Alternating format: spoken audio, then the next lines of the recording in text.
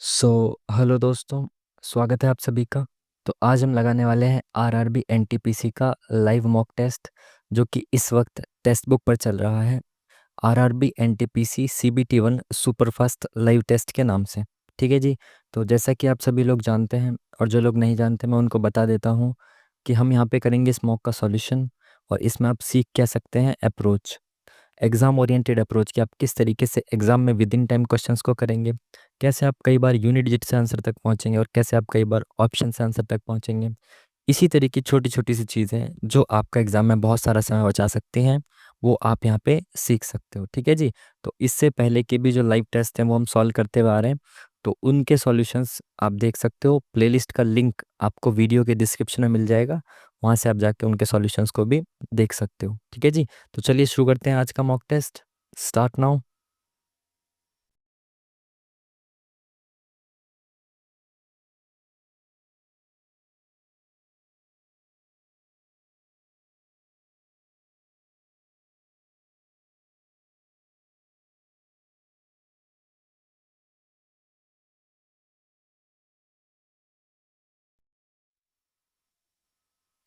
चलिए फाइनली शुरू हो गया। फर्स्ट ऑफ ऑल मैं आपको बता दूं, जैसे ही मेरा ये मार्कर आएगा ना, तो ये मार्कर स्क्रीन पॉज होने के बाद चलता है। इस वजह से यहाँ पे आपको ये टाइम रुका हुआ दिखेगा। ये रुका हुआ नहीं है, ये आपको इसलिए रुका हुआ दिख रहा है क्योंकि स्क्रीन पॉज हो चुकी है ना। स्क्रीन पॉज होने के बाद ये मेरा मार्कर काम करता है। जैसे ही मैं मार्कर को हटाऊंगा, यहाँ पे टाइम वापस से कंटिन्यू आपको दिख जाएगा। ठीक है जी। तो इस बात को आप दूसरे तरीके से ना लें, बाकी आपकी इच्छा, जैसे मर्जी लें। शुरुआत करते हैं पहले क्वेश्चन के साथ। इंग्लिश में आप क्वेश्चन को पढ़ना चाहते हो तो इंग्लिश में आप पॉज करके पढ़ सकते हो। हम देखेंगे हिंदी में। दिल्ली सल्तनत के निम्नलिखित राजवंशों का सही कालानुक्रम क्या है? तो इजी कर दिया क्वेश्चन। इजी कैसे कर दिया? आपको ट्रिक से, किसी भी ट्रिक से आपने याद किया होगा। तो जैसे एक फेमस ट्रिक थी, मैंने देखी थी, गुड़ खा तसले में, ऐसे करके था ना, गुड़ खा तसले में, त स ले में, ऐसे करके था ना। तो गुलाम वंश, खिलजी वंश, तुगलक वंश, सैयद, लोधी और मुगल। ठीक है, तो इस तरीके से आप याद रख सकते हो। तो सबसे पहले कौन आएगा? गुलाम यहाँ पे है नहीं, खिलजी। तो 3 पहले आएगा, तो देखो ये दोनों ऑप्शन तो खत्म। 3 के बाद खिलजी के बाद तुगलक, तुगलक आएगा सेकंड वाला, तो 3 के बाद 2 आएगा, ये ऑप्शन भी खत्म, एक ऑप्शन आंसर। ठीक है जी। तो इस तरीके से आप कर सकते हो। तो option number third is the correct answer. चलिए इंग्लिश में आप पढ़ सकते हो, वीडियो को पॉज करके। हिंदी में हम सॉल्यूशन देखेंगे। ठीक है। चलिए। 4 वर्ष पहले 4 सदस्यों के एक परिवार की औसत आयु 19 वर्ष थी। देखो, 4 वर्ष पहले हम जा रहे हैं, और यहाँ पे 4 सदस्य हैं जिनकी औसत आयु 4 है। सॉरी, उनकी एवरेज आयु कितनी है? 19 है। ठीक है, और 4 सदस्य हैं, यानी कि उनकी एज का जो टोटल सम है वो कितना है? 1976। ठीक है। ठीक है। एक बच्चे के जन्म के बाद परिवार की औसत आयु आज भी वही है। तो बच्चे की वर्तमान आयु ज्ञात कीजिए। देखो, जब ये 4 साल पहले की बात है, तो 4 साल बाद आओ। तो 4 साल जब बाद आएंगे तो सबकी आयु में +4 +4 हो जाएगा, है ना। तो 4 साल बाद 76 तो इनकी एज रहेगी, सॉरी, 4 साल बाद अब इनकी जो एवरेज है वो कितनी हो चुकी है? सेम है, यानी कि अब लोग तो 5 हो गए, एक बच्चे ने भी जन्म ले लिया, और एवरेज कितनी है? 19 ही है। तो अब इनका सम कितना है? 95 है। इनकी एज का सम 95 है, और बच्चे की एज बतानी है आपको। तो पहले हम देखें कि 4 साल बाद सबकी एज में 4 4 4 4 जुड़ जाएगा। तो पहले जो 4 लोग थे उनकी भी 4 4 एज बढ़ गई होगी, तो 16 एज बढ़नी चाहिए, है ना। पहले 76 थी, अब इनकी 16 एज बढ़ गई। तो 6 6 12, 7 8 और 1 9। तो अब उनकी एज 92 होनी चाहिए थी टोटल मिला के, बट अब इनकी टोटल एज कितनी है? 95, यानी कि इसमें 3 साल का एक बच्चा आ चुका है। तो option number D is the correct answer. 3 साल उस बच्चे की एज होगी। चलिए नेक्स्ट, इंग्लिश में आप देख सकते हो। इसमें क्या इंग्लिश में देखना, ट्रायंगल्स कितने आपको ये बताना है। ठीक है, तो गिनना शुरू करें। 1 2 3 4 5, 1 2 3 4 5, एक ये बड़ा वाला पूरा 6 7 8, एक ये 9, और एक ये 10। 10 हो गए। एक ये पूरा बड़ा वाला 11, 11 हो गए ना। और 11 ऑप्शन में है भी, 12 भी है, तो 12 तो नहीं है ना। 1 2 3 4 5, 6 7 8 9 10 11। आई थिंक इसमें 11 ही है, और तो कोई ट्रायंगल नहीं दिख रहा। ठीक है ना। हाँ ठीक है, तो 11 के साथ जाएंगे, ज़्यादा टाइम खराब नहीं करेंगे। नेक्स्ट क्वेश्चन इंग्लिश में देखिए और फिर हम हिंदी में देखेंगे। किस परिघटना के कारण स्वच्छ आकाश का रंग नीला होता है? देखो ऐसे ना क्वेश्चंस, अब आप कहोगे कि ऐसे क्वेश्चंस ना आते रहते हैं, बार बार इस तरह साइंस में ना इस तरह क्वेश्चंस देखने को मिलते हैं। रंग इसका नीला क्यों होता है आकाश का, या इंद्रधनुष का रीजन, ये सब चीज़ें पूछी जाती है और इनमें यही सब होता है। प्रकाश का प्रकीर्णन, अपवर्तन, परावर्तन, ठीक है। तो ये सब चीज़ें आप या तो आप एक बार कोई एक वीडियो देख लो जिसमें इन तीनों में डिफरेंस आप समझ लो, नहीं तो फिर PYQ में ही देखोगे ना आप, तो क्वेश्चंस को देख लो डायरेक्ट कि कौन सी चीज़ किसके कारण होती है। तो प्रकीर्णन के कारण ज़्यादातर ये चीज़ें होती हैं। और रंग नीला तो आपको भी पता ही होगा, ये तो NCERT में भी आपने पढ़ा होगा साइंस में। तो नीला होता है प्रकाश के प्रकीर्णन के कारण। बाकी आप इनसे रिलेटेड क्वेश्चंस देख सकते हो, पूछे जाते हैं और ईजी होते हैं, ठीक है। स्वतंत्र भारत में नियोजन का विचार कहाँ से लिया गया? बॉम्बे प्लान, बॉम्बे योजना, किसानों द्वारा की गई मांग, श्रमिकों द्वारा, श्रमिक संघों द्वारा की गई मांग, भविष्य का गांधीवादी दृष्टिकोण। बॉम्बे प्लान तो एक इकोनॉमिक पॉलिसी से रिलेटेड है, ये पॉलिसी से रिलेटेड है बॉम्बे प्लान, आपने भी सुना होगा इसके बारे में। किसानों द्वारा की गई मांग कैसे, मतलब नियोजन का विचार यहाँ से थोड़ी दिया जाएगा, तो कोई लॉजिक ही नहीं बना ना इस ऑप्शन का। तो संघों द्वारा की गई मांग, कोई लॉजिक कोई सेंस नहीं बन रहा। भारत के भविष्य का गांधीवादी दृष्टिकोण, नियोजन का विचार यहाँ से लिया गया है। मेरे हिसाब से ये तीनों ऑप्शंस बहुत ज़्यादा अननेसेसरी से हैं, बेकार से। तो यही ऑप्शन होना चाहिए, और ये पॉलिसी से रिलेटेड भी है, अगर आपने पढ़ा हो तो। इंग्लिश में आप देख सकते हो और फिर हम हिंदी में देखेंगे। क्या बोला इसने कि एक व्यक्ति धारा के प्रतिकूल 15 किलोमीटर और धारा के अनुकूल 18 किलोमीटर तैरता है, उसे हर बार 3 घंटे लगते हैं। तो एक बार वो धारा के प्रतिकूल और एक बार धारा के अनुकूल। तो आपको पता है नाव की चाल x होती है और धारा की चाल y होती है, ठीक है। तो जब उसको धारा के अनुकूल जाना है तो दोनों प्लस हो जाते हैं, और जब प्रतिकूल जाना है तो माइनस हो जाता है। तो उसको 15 किलोमीटर धारा के प्रतिकूल जाना है, तो उसको x - y की स्पीड से जाना पड़ेगा, और टाइम कितना लगेगा? 3 घंटे। डिस्टेंस अपॉन में स्पीड बराबर टाइम होता है, ठीक है। अब 18 किलोमीटर वो अनुकूल जा रहा है, तो अनुकूल 18 किलोमीटर जाएगा, तो उसको x + y स्पीड से जाएगा अनुकूल में, और टाइम कितना लग रहा है? 3 घंटे, ठीक है। तो यहाँ से आप क्या कर सकते हो, ये 3 इसके नीचे चला जाएगा और ये x - y इधर आ जाएगा, है ना। तो ये कितना हो जाएगा? 3 × 5 = 15, x - y आ गया 5, समझ पाए ना। ये 3 आ गया यहाँ पे नीचे, और ये x - y आ गया इधर। अगेन ये x + y इधर चला गया इनटू में, और ये 3 आ गया नीचे डिवाइड में। तो x + y बचा बराबर 18/3 मतलब 6, ठीक है। तो माइनस का y प्लस का y, तो ये दोनों कट गया, और x और x बचा यहाँ पे, तो 2x बराबर 6×5 = 11, ठीक है। तो x की वैल्यू कितनी हो गई? 2×5 = 10, 5.5। पूछा गया धारा की गति, तो धारा की गति होती है y, हमने गलत निकाल दिया, y को ही निकालना चाहिए था, x को चेंज कर देना चाहिए था, बट कोई नहीं। जब x की वैल्यू कितनी आ गई? 5.5, तो y कितना होगा? 0.5 होगा, जब भी तो दोनों मिलके 6 बनेंगे, तो 0.5 यानी कि 1/2। Option number 1 is the correct answer, ठीक है जी। चलिए नेक्स्ट क्वेश्चन। यहाँ पे क्वेश्चन मार्क की जगह पे क्या आएगा, ये आपको बताना है। अगर आप पहले से देखें, इस क्वेश्चन को देखें ना सबसे पहले, तो आपको तुरंत ही टाइम खराब नहीं करना है। यहाँ पे देखो कितना बड़ा संख्या कितनी बढ़ती जा रही है, बहुत ज़्यादा, 6 से देखो 1000 प्लस हो गई। तो सबसे पहले आपको इंटू का लॉजिक चेक करना है, ठीक है। तो 6 दूनी 12 + 3 15, तिया 45 - 3, 6 तिया 18 - 3, 15 तिया 45 - 3, 42 तिया 4 तिया 12, 3 दूनी 6, 126 - 3 कितना आएगा? 123 आएगा। ऑप्शन में है 123, ठीक है। 123 में इंटू करेंगे 3 और -3, तो 3 तिया 9, 9 - 3 6 आएगा, एंड में यूनिट डिजिट 6 आ रहा है, ठीक है। तो option number 1 is the correct answer, ठीक है जी। चलिए नेक्स्ट क्वेश्चन इंग्लिश में देख लो आप, और फिर हिंदी में देख लो। निम्नलिखित में से कौन विद्युत चुंबकीय तरंगों का उदाहरण है? यानी कि इलेक्ट्रोमैग्नेटिक जो वेव्स होती हैं उसका एग्जांपल एक्सरे ही होता है, ये तो आपको भी पता ही है ना। एक्सरे में इलेक्ट्रोमैग्नेटिक वेव्स ही तो होती हैं, बाकी सब पढ़ना भी क्या है, एक्सरे का ही होता है। ये तो क्वेश्चन PYQ का भी है और इजी भी है। संविधान का अनुच्छेद 280 किस संवैधानिक निकाय के बारे में बताता है? 280 आपको पता है किसके बारे में? फाइनेंस कमीशन के बारे में, वित्त आयोग के बारे में बताता है 280, ठीक है।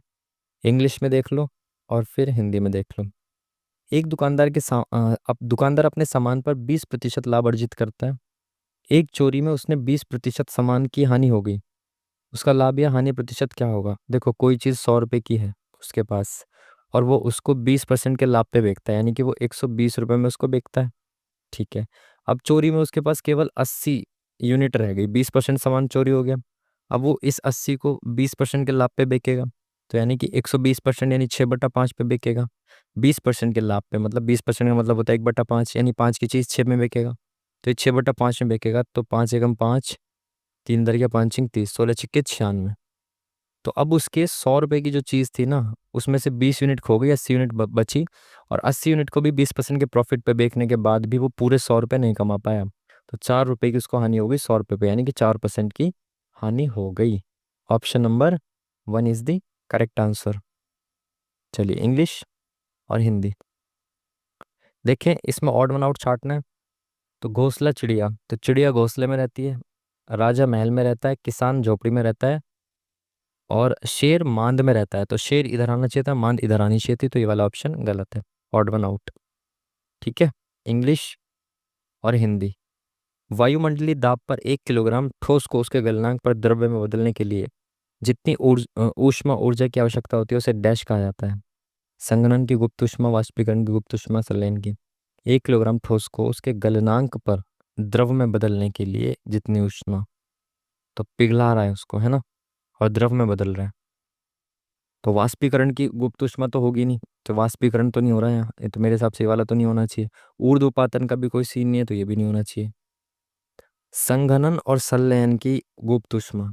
तो संघनन तो बारिश वाला प्रोसेस होता है ना, तो इसमें भी ऐसा नहीं है कि वो पानी में बदल रहा है, गलनांक पर द्रव में बदलना है, ठोस द्रव में बदल रहा है।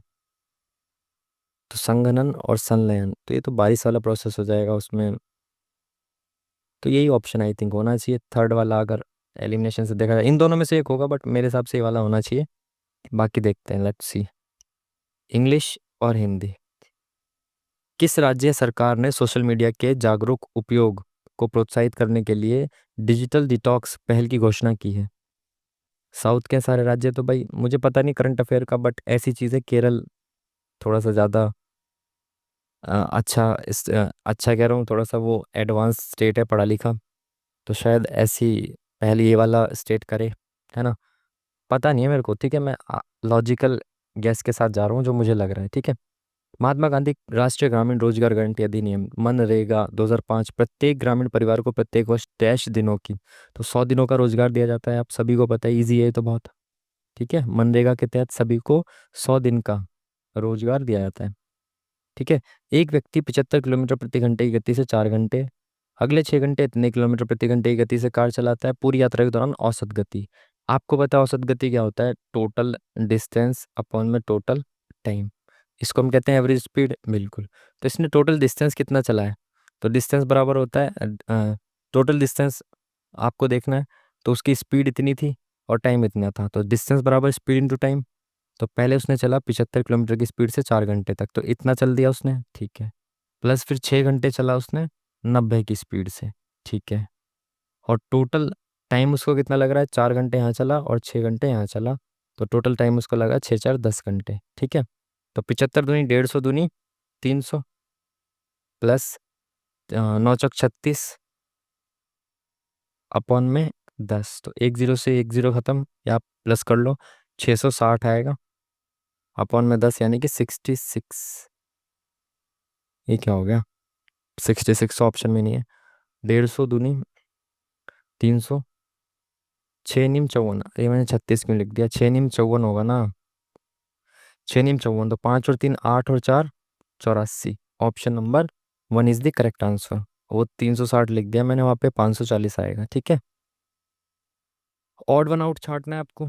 तो इसमें क्या है कि इससे रिलेटेड है ये, या तो पहले से पहले का लिंक होगा या पहले से लास्ट का लिंक होगा, ठीक है। तो RS+1, OPQR+3, पहले +1+3, MNOPQRST। काफ़ी हो गया ना, 13 से 20, तो +7 कर दिया। तो इसमें देखते हैं ऑप्शन है क्या इस वाली चीज, इस वाले लॉजिक पे क्या। पी से एक गए प्लस करा तो क्यू आ गया, क्यू आ गया, ठीक है। एन में +3 करा, एन ओ पी क्यू, फिर से क्यू आ गया। तो ये ऑप्शन खत्म, ये ऑप्शन खत्म। उसके बाद इसने इसमें प्लस किया था 13 और 7 20, 1 और 7 8, तो 8 होता है एच। तो क्यू क्यू एच, ये ऑप्शन भी खत्म, पहला वाला ऑप्शन करेक्ट। ठीक है, चलिए नेक्स्ट क्वेश्चन। इंग्लिश और फिर हिंदी। 2024 में बार्सिलोना ओपन किसने जीता है? नो आइडिया, कोई करंट अफेयर इस वक्त नहीं पढ़ा जा रहा है, इसलिए नो आइडिया। ठीक है, चलिए। इसने क्या पूछा कि 5 8 15 और 15 के चौथे अनुपातिक तथा 12 और 30 के तीसरे। तो यहाँ पे फोर्थ प्रोपोर्शनल पूछा है, यहाँ पे थर्ड प्रोपोर्शनल पूछा है, और उनका रेशियो पूछा है। फोर्थ प्रोपोर्शनल का मतलब हो गया यहाँ पे 5 8 15 और एक और कोई चीज़ होगी एक्स, ठीक है। तो पहले वालों का रेशियो दूसरे वाले रेशियो के बराबर होगा, फोर्थ नंबर पे है ये, ठीक है। तो 5/8 बराबर 15/x, ठीक है। तो 5 × 3 15, तो 8 × 3 24, तो फोर्थ प्रोपोर्शनल आ गया 24, ठीक है। 12 और 30 का तृतीय अनुपाती, तो यानी कि थर्ड वाला, 12 और 30 के तीसरे अनुपातिक। तो देखो 12 30, और यहाँ पे तीसरे नंबर पे क्या क्या पूछा, देखो ये ए होता है, ये बी होता है, ये सी होता है। तृतीय अनुपाती बराबर होता है B² बराबर AC, B² बराबर A × C, ठीक है, तृतीय अनुपाती निकालने के लिए। तो बी क्या है 30, तो 30 का स्क्वायर कितना हो गया 900, बराबर ए कितना है 12 और इंटू सी, सी तो हमें निकालना है तृतीय अनुपाती। तो इस 12 को नीचे ले गए हम, तो 12 6 72, 12 7 84, 12 पंजे 60, तो तृतीय अनुपाती आ गया 75। और ये कितना आ गया 4 3 3 8 24, 3 दूनी 6, 3 पंजे 15, 8:25। Option number 1 is the correct answer. चलिए नेक्स्ट क्वेश्चन। इसको डिक्शनरी के फॉर्म में लगाना है, तो ऑप्शन से जाएंगे इसमें पहले हम। अच्छा, ऑप्शन ऐसे दे रखा है, पूछा है कौन सा शब्द 5वें नंबर पे आएगा, तो 5th नंबर पे कौन सा आएगा ये आपको बताना है, ठीक है। तो OVER VER VER VER VER, तो ओवर सब में दे रखा है, एल यहाँ पे है, आर यहाँ पे है, एल एल एल। तो सबसे पहले एल आएगा या आर आएगा, तो LMNOPQR। तो एल पहले आएगा, तो एल वाले सारे पहले आएंगे, 1 2 3 4। तो आर वाला तो सबसे एंड में ही आएगा ना। पहले तो एल वाले अरेंज कर देंगे चारों, चाहे कोई भी पहले दूसरे तीसरे पे आए, बट आएंगे तो एल वाले पहले, एल के बाद आर आएगा। तो यानी कि ये सबसे बाद में आएगा इन चारों के बाद में, यानी कि 5th नंबर पे ये आएगा ओवरप्ले। तो option number 20 the correct answer. समझ पाए ना आप बात को, सबको लगाने की जरूरत नहीं है, 5वें नंबर पे पूछा है ना। भारतीय संविधान के अनुसार भारत का एक नियंत्रक और महालेखा परीक्षक, कैग की बात कर रहा है, कैग का आर्टिकल क्या होता है 148, याद रखना है आपको, जिसकी नियुक्ति डैश द्वारा की जाती है। तो नियुक्ति सभी की कौन करता है, राष्ट्रपति करता है अपॉइंट सबको, ठीक है। इंग्लिश में आप देख सकते हो क्वेश्चन पॉज करके, और हिंदी में क्या बोला इसने कि मिठाई की एक निश्चित संख्या को 10 20 25 बच्चों में समान रूप से वितरित किया जाना है, ठीक है। लेकिन यदि 27 बच्चे हैं और इन्हें बराबर संख्या में मिठाई दी जाती है, तो 3 मिठाइयाँ बच जाती हैं, मिठाइयों की न्यूनतम संख्या क्या है। निश्चित संख्या को इतने इतने रूप में समान रूप से वितरित किया जाना है बच्चों में, लेकिन यदि 27 बच्चे हैं, टोटल 27 बच्चे हैं, और बराबर बराबर सबको मिठाई दी जाती है, तो 3 मिठाई बच जाती है। तो यहीं से निकाल देते हैं ना, न्यूनतम पूछा है तो पहले वाले छोटे ऑप्शन पे जाओ। 27 का मल्टीपल और -3 करने के बाद 3 मिठाई बच गई, तो मैंने इसमें से 3 मिठाई निकाल दी। तो 97 मिठाई जो है ये 27 27 आ जाएंगी, 27 बच्चों में बढ़ जाएंगी, तो 27 का मल्टीपल होना चाहिए। इसने बोला कि वे मिठाइयों की जो टोटल संख्या है ना, उसमें से 3 बच जाती है। अगर 27 बच्चे हैं, सबको बराबर बांट दो, तो यानी कि वो 27 का मल्टीपल होगी 3 हटाने के बाद। तो 3 हटाया तो ये 27 का मल्टीपल है क्या, 27 दिया, नहीं ये नहीं है, ये 27 का मल्टीपल नहीं होगा। इसमें से 3 निकाल दो, तो ये 297 बचा, ये 27 का मल्टीपल है क्या, 27 से कम 27, 2 इधर गया, 27 से कम 27, सबके पास 11 11 आ जाएंगी, उसके बाद भी 3 बच जाएंगी। तो ये वाला ऑप्शन करेक्ट हो गया, इसमें देख लो आप। वैसे भी न्यूनतम पूछा है ना, तो ये अगर सही होगा भी तो भी कोई मतलब नहीं है। अच्छा 200 रह गया ना, 200 में 197 आ गया, तो 27 7 दूनी 14 7 21 7 चौक 28 7 पंजे 35 7 छः 42, हैंड में तो 7 आ ही नहीं रहा इसमें, 11 में जा नहीं सकता। तो 300 ही एक ऐसा ऑप्शन है जिसमें 27 से काटने के बाद 3 बचेगा। इंग्लिश और फिर हिंदी, ठीक है जी, क्या बोल रहा है ये? इसको ऐसे लिखा जा रहा है, तो इसको कैसे लिखा जाएगा ये बताना है। ठीक है, तो FPOC, तो पहले से पहले का लिंक देखो, या तो फिर पहले से लास्ट का लिंक देखो। ठीक है, तो लास्ट से दिख रहा है मेरे को DEF, तो इधर गया तो +2, MNOJKLBCDCDEPQR, तो एंड से सब +2 हो रहा है, यानी कि पहले से एंड में जाएंगे तो -2 होगा। ठीक है, तो यहाँ से एंड में जाएंगे तो क्या होगा, -2 होगा। तो BCD, तो बी आना चाहिए एंड में, तो ये ऑप्शन खत्म, ये ऑप्शन खत्म। उसके बाद अब इन दोनों में देखोगे ना, आप सारी चीज़ें ऑलमोस्ट सेम है, तो हर एक को चेक मत करो, जो अलग है उसको चेक कर लो बस। यहाँ पे Z है, यहाँ पे Y है, तो सेकंड नंबर पे क्या आएगा, सेकंड लास्ट वाला, और इसमें से -2, तो 26 में से -2 करेंगे, क्या आएगा, YZA, तो वाई वाला ऑप्शन इज दी करेक्ट। सब चीज़ें चेक नहीं करनी ना, ऑप्शन आपको पता है, ऑप्शन में से आंसर है, तो इसमें जो डिफरेंट है वो चेक कर लो। किस देश ने बच्चों के लिए मलेरिया के खिलाफ दुनिया का पहला नियमित टीकाकरण कार्यक्रम शुरू किया है? Again no idea, current affair का मामला है, बाद में देखते हैं इसको। इंग्लिश और फिर हिंदी, ठीक है, चलिए। तो भाई 2/13 की फॉर्म में ऑप्शंस दे रखे हैं, 2/13 की फॉर्म में ही दे रखा है। हालांकि आप कर क्या सकते हो, इसको उल्टा कर सकते हो। 2/13 की पावर -6 है, तो इसको उल्टा करोगे तो 13/2 की पावर 6 हो जाएगी प्लस में। बट जब 2/13 में ऑप्शंस दे रखे हैं तो सीधा कर देते हैं। देखो ये ए है, ये बी है, ये भी ए है, तो ए की पावर m डिवाइडेड बाई ए की पावर n, तो जब सेम बेस होता है तो इसमें माइनस हो जाती है पावर, जब डिवाइड करते हैं ना। देखो ए की पावर m डिवाइडेड बाई, ये तो आपने पढ़ा ही होगा ना, ए की पावर n, तो ये बराबर होता है ए की पावर m-n। ठीक है, तो ए मतलब 2/13, और इसकी पावर कितनी हो जाएगी, A-B, m-n, तो -6 -3, तो ये कितना हो गया, -9। ठीक है, तो 2/3 की पावर -9 हो गई, और उसकी पावर कितनी है, 3, तो 2/3 की पावर -9 इंटू 3 -27, 9 या 27 हो गई। ठीक है, इंटू 2/3 है, 13 है, 13 ये। अब इंटू है, तो जब यहाँ पे इंटू होता है तो पावर माइनस हो जाती है, तो यहाँ पे 27 है, और यहाँ पे कितनी पावर है, -9। ठीक है, तो क्या होगा, पावर माइनस हो जाएगी इनटू में, तो 2/13 की पावर -27 माइनस -9, सॉरी प्लस हो जाएगी ना अब तो, into sorry sorry sorry sorry, divide में माइनस हो जाती है पावर, और इंटू में प्लस हो जाती है पावर, तो 27 प्लस -9, तो ये कितनी हो जाएगी, -27 -9, तो 9 चौक 36, तो 2/13 की पावर माइनस का 36।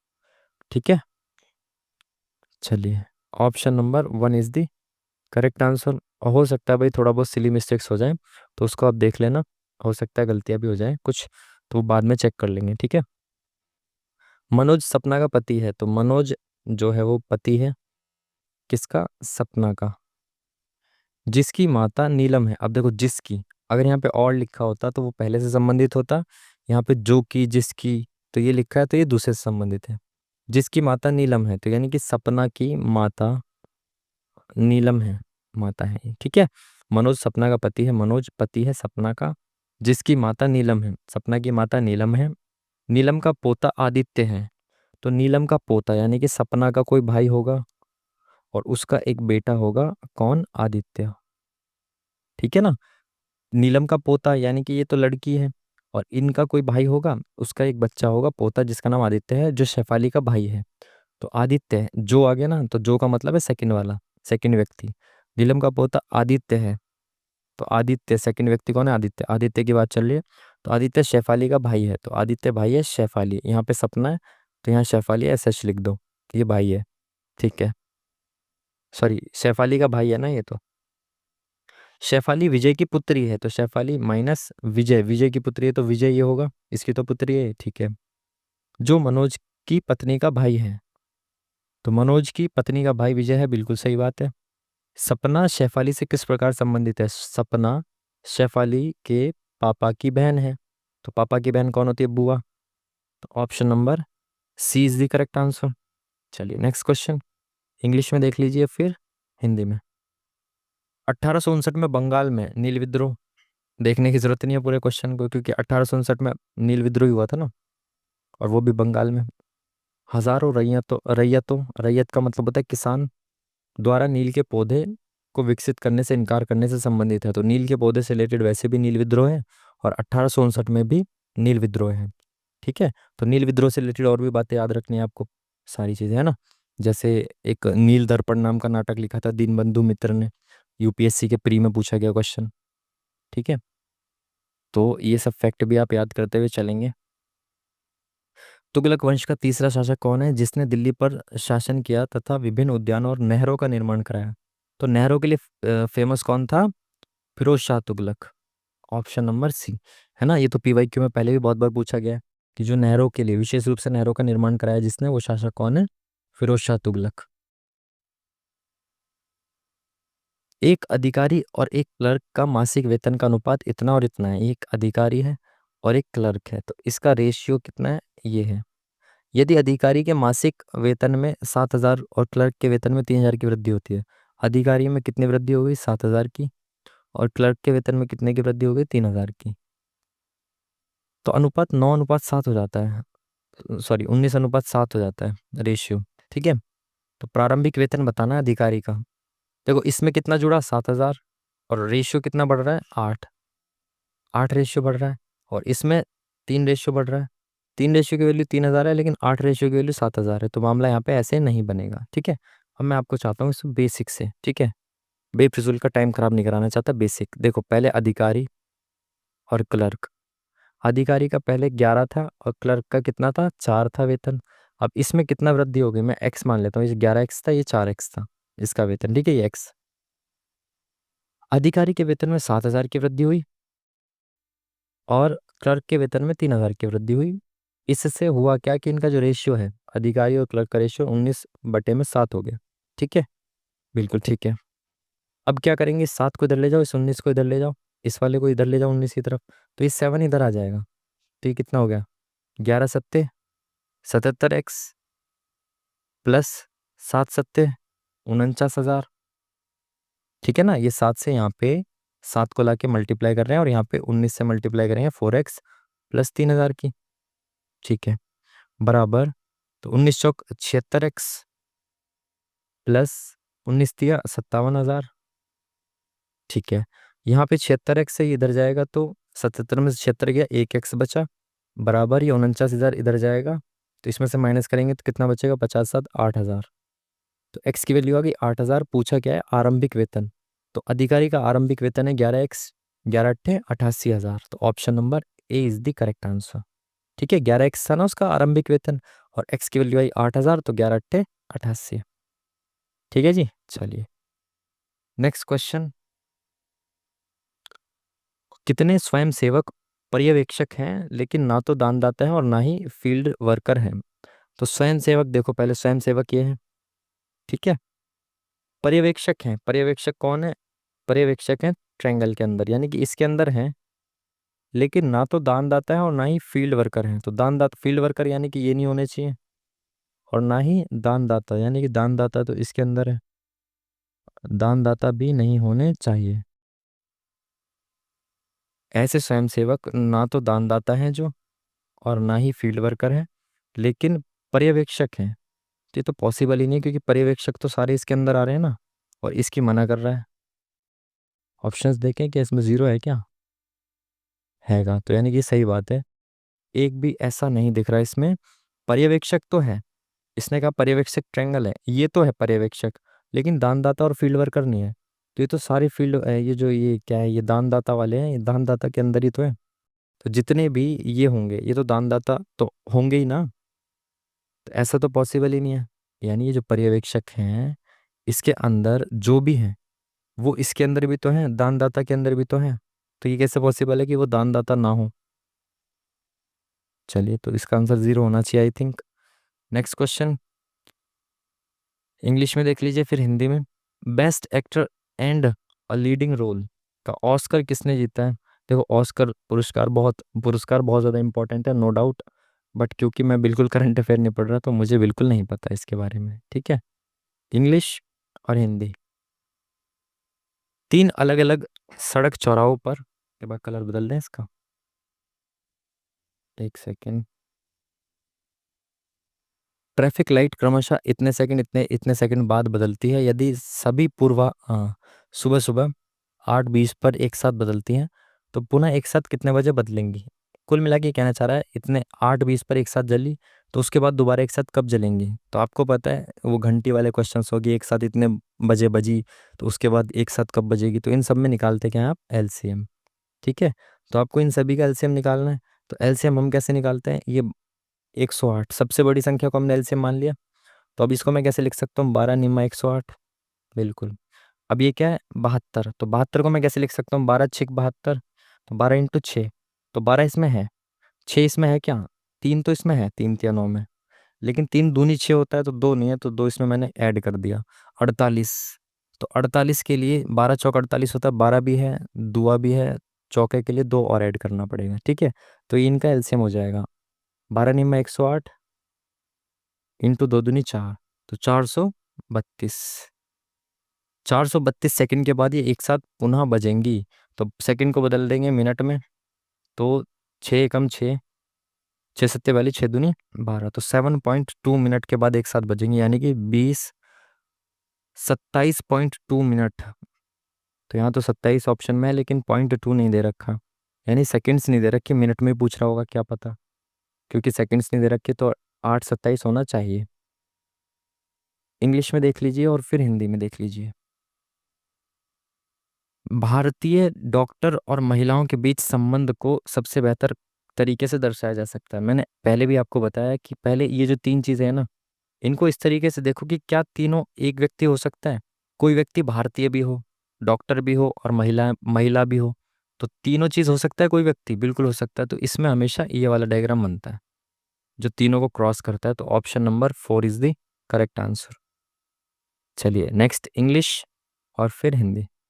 सिंधु घाटी सभ्यता का निम्नलिखित में से कौन सा शहर अधिकतर विशेष रूप से शिल्प उत्पादन के लिए समर्पित था। मनके बनाना और खोल कर्तन, मनके वगैरह ये सब कहाँ बनते थे, ज्यादातर मोस्टली चन्हूदड़ों में।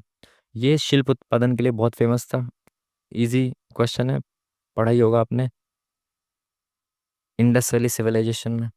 चलिए, पहले वर्ष में एक कस्बे की जनसंख्या 15% की वृद्धि होती है, अगले वर्ष 10% घट जाती है, तीसरे वर्ष में पुनः वह 5% बढ़ जाती है। वर्तमान जनसंख्या इतनी है तो 3 वर्ष बाद क्या होगी। आसान भाषा में कर दो सिंपल, अभी इतनी है, उसके बाद पहले वर्ष के बाद वो क्या होती है 15% बढ़ जाती है, तो वो 115% हो जाएगी अगले साल। 15% बढ़ गई तो यानी कि वो 100% होती है कोई चीज़, 15% बढ़ गई तो 115% हो गई। फिर अगले साल 10% बढ़ गई, तो 10% मतलब 110% हो गई। अब बढ़ के घट गई, अच्छा घट गई, 10% घट गई, तो ये 90% बची। ठीक है, इंटू तीसरे वर्ष क्या वो 5% बढ़ गई, यानी कि 105% हो गई। ठीक है, तो दो, 2 जीरो खत्म, दो, 2 जीरो खत्म, एक, 1 जीरो खत्म। ठीक है, तो यहाँ पे क्या बचा, 5 दूनी 10, 5 दूनी 10, 5 एकम 5। ठीक है, पॉइंट में आंसर नहीं नहीं 8 ये तो रहा, तो 2 एकम 2 और 2 चौका 8। और कुछ बचा क्या, कुछ नहीं बचा, तो ये कितना है 4, तो 9 चौक 36 इंटू 115 इंटू 9 चौक ले लिया 21। तो क्या आएगा इनका मल्टीप्लिकेशन, एंड में जीरो आ रहा है सब में, बट जीरो से पहले यूनिट डिजिट अलग है। तो इसमें से 5 और 2, एक जीरो अलग साइड में रख दो, जैसे मैंने इसमें से 2 निकाल लिया तो इसको लिख दिया 2 इंटू 18, और इसमें से 5 निकाल लिया तो इसको कैसे लिखूंगा, 5 दूनी 10, 5 तिया 15 इंटू 5। ठीक है, तो अब मैं इसमें से 5 और 2 को अलग हटा देता हूँ, क्योंकि 5 और 2 मिलके जीरो बनाते हैं, इंटू 21। अब इनका यूनिट डिजिट देख लेता हूँ कितना होगा, तो 3 एकम 3, 3 अट्ठे 24, तो 4 यूनिट डिजिट किसका है, जीरो के बाद इसका, तो सेकंड वाला ही आंसर होना चाहिए। बेफिजुल की कैलकुलेशन से बच गए हम। इंग्लिश और हिंदी। निश्चित कूट भाषा में इसको ये लिखा जाता है, पूछा क्या है गो को क्या लिखा जाएगा, तो गो कहाँ पे, यहाँ पे है, बाकी कहीं है क्या गो, ये चेक करो पहले, यहाँ पे है क्या, नहीं, और यहाँ पे है क्या, नहीं, तो यानी गो केवल इसमें है, तो गो का जो कोड होगा ना वो ऐसा कोड होगा जो केवल इसी में होगा, बाकी किसी में नहीं होगा। तो पीए को देखो, पीए कहीं पे है क्या, ये रहा पीए, तो पीए गो का कोड नहीं हो सकता। जे ए कहीं पे है क्या, जे ए नहीं है, के है क्या, के ए है क्या, ये रहा, तो जे ए कहीं पे नहीं है, तो जे ए जो है वो कोड होगा किसका, गो का। ठीक है, तो option number C is the correct answer. English में देख लो भाई, इंग्लिश में देख लो इसको, और फिर हिंदी में। निम्नलिखित में से कौन सा भारत के संविधान की एक प्रमुख विशेषता नहीं है? त्रिस्तरीय सरकार है, बिल्कुल है। त्रिस्तरीय सरकार मतलब केंद्र, राज्य और ग्राम पंचायत वगैरह, पंचायत वगैरह, है ना। सार्वभौमिक वयस्क मताधिकार, बिल्कुल है। डीपीएसपी है। सबसे छोटा नहीं, सबसे बड़ा लिखित संविधान है। इंग्लिश और फिर हिंदी। पूछा गया इसने तीन संख्याएं हैं, ए बी सी इस रेशियो में है, बी और ए के बीच का अंतर, सी और बी के बीच के अंतर का अनुपात क्या है? तो बी और ए के बीच का अंतर कितना है? 6 है। 21 में से 15 गया 6। और सी और बी के बीच का अंतर, तो सी और बी के बीच का अंतर कितना है? 27 में से 21 गया 6। तो 1:1 आ गया, ऑप्शन नंबर 1। ठीक है जी, चलिए पहला ऑप्शन करेक्ट है इसमें। नेक्स्ट क्वेश्चन, इंग्लिश और हिंदी। पाइप बेलन, यानी कि पाइप जो है वो बेलनाकार होता है, सिलेंडर की फॉर्म में होता है ना, सिलेंडर की फॉर्म में। और चांद कैसा होता है? गोल होता है, तो वो गोलाकार होता है। सिंपल। इंग्लिश में देख लो और फिर हिंदी में देख लो। जैन परंपरा के अनुसार भगवान महावीर से पहले कितने अन्य तीर्थंकर हुए थे? तो महावीर जो थे वो जैन धर्म के अंतिम और 24वें थे, तो उनसे पहले 23 हुए होंगे। इंग्लिश में देख लो और उसके बाद हिंदी में। निम्नलिखित में से किस राजवंश के शासकों ने मध्य भारत में 950 से 1050 ईस्वी के बीच खजुराहो के मंदिरों का निर्माण कराया? भाई ये खजुराहो के मंदिर के पीछे पड़ चुके हैं, बार बार ये क्वेश्चन पूछ रहे हैं। ये चाहते हैं कि आप बार बार खजुराहो के मंदिर देखें, बच्चों को बिगाड़ना चाहते हैं लोग। इंग्लिश हिंदी। दूध और पानी, दूध और पानी के 60 लीटर मिश्रण में 10% पानी है। तो अगर मैं कहूँ मिल्क और वाटर, 10% पानी यानी कि 6 लीटर पानी है इसमें, और 54 लीटर मिल्क है। कितना पानी मिलाया जाए कि पानी 25% हो जाए? तो पानी इसमें कुछ मिलाना है, हमने एक्स लीटर पानी मिला दिया, तो अब ये पानी जो है ना 1/4 हो जाएगा बाकी सबका। तो ऑप्शन जब मुझे दे ही रखे हैं तो ऑप्शन से चेक कर लेता हूँ। अगर मान लो मैंने 10 लीटर इसमें पानी मिला दिया, तो टोटल पानी कितना हो जाएगा? 16 लीटर। और टोटल मिक्सचर कितने का हो जाएगा? 60 पहले से, 10 लीटर और आ गया तो 70। तो 70 में से 16, 1/4 है क्या? 25% का मतलब 1/4 होता है ना, तो नहीं है, गलत। दूसरा 9, अगर इसमें 9 लीटर पानी मिला देता हूँ तो 9 और 6 15 लीटर पानी हो गया। पहले मिश्रण था 60 लीटर, अब 9 लीटर और आ गया तो 69 हो गया। तो 15/69, 1/4 है क्या? नहीं।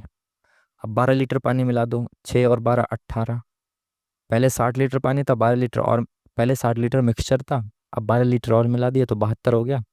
और 18 एकम 18, 18 चौक 72, तीसरा वाला ऑप्शन सेटिस्फाई कर रहा है। 1/4 हो गया ना पानी, तो option number C is the correct answer. English और फिर हिंदी। विजय अमित से 8 वर्ष छोटा है, तो विजय बराबर अमित से 8 वर्ष छोटा। ठीक है, विजय और अमित की वर्तमान आयु का योग 42 वर्ष है। तो विजय प्लस अमित की वर्तमान आयु का योग कितना है? 42 वर्ष है। ठीक है, तो विजय की वर्तमान आयु क्या है? तो यहाँ पे विजय की वैल्यू दे रखी है, तो विजय की वैल्यू यहाँ पे यही रख दो, A-8। तो A-8 प्लस ए बराबर 42।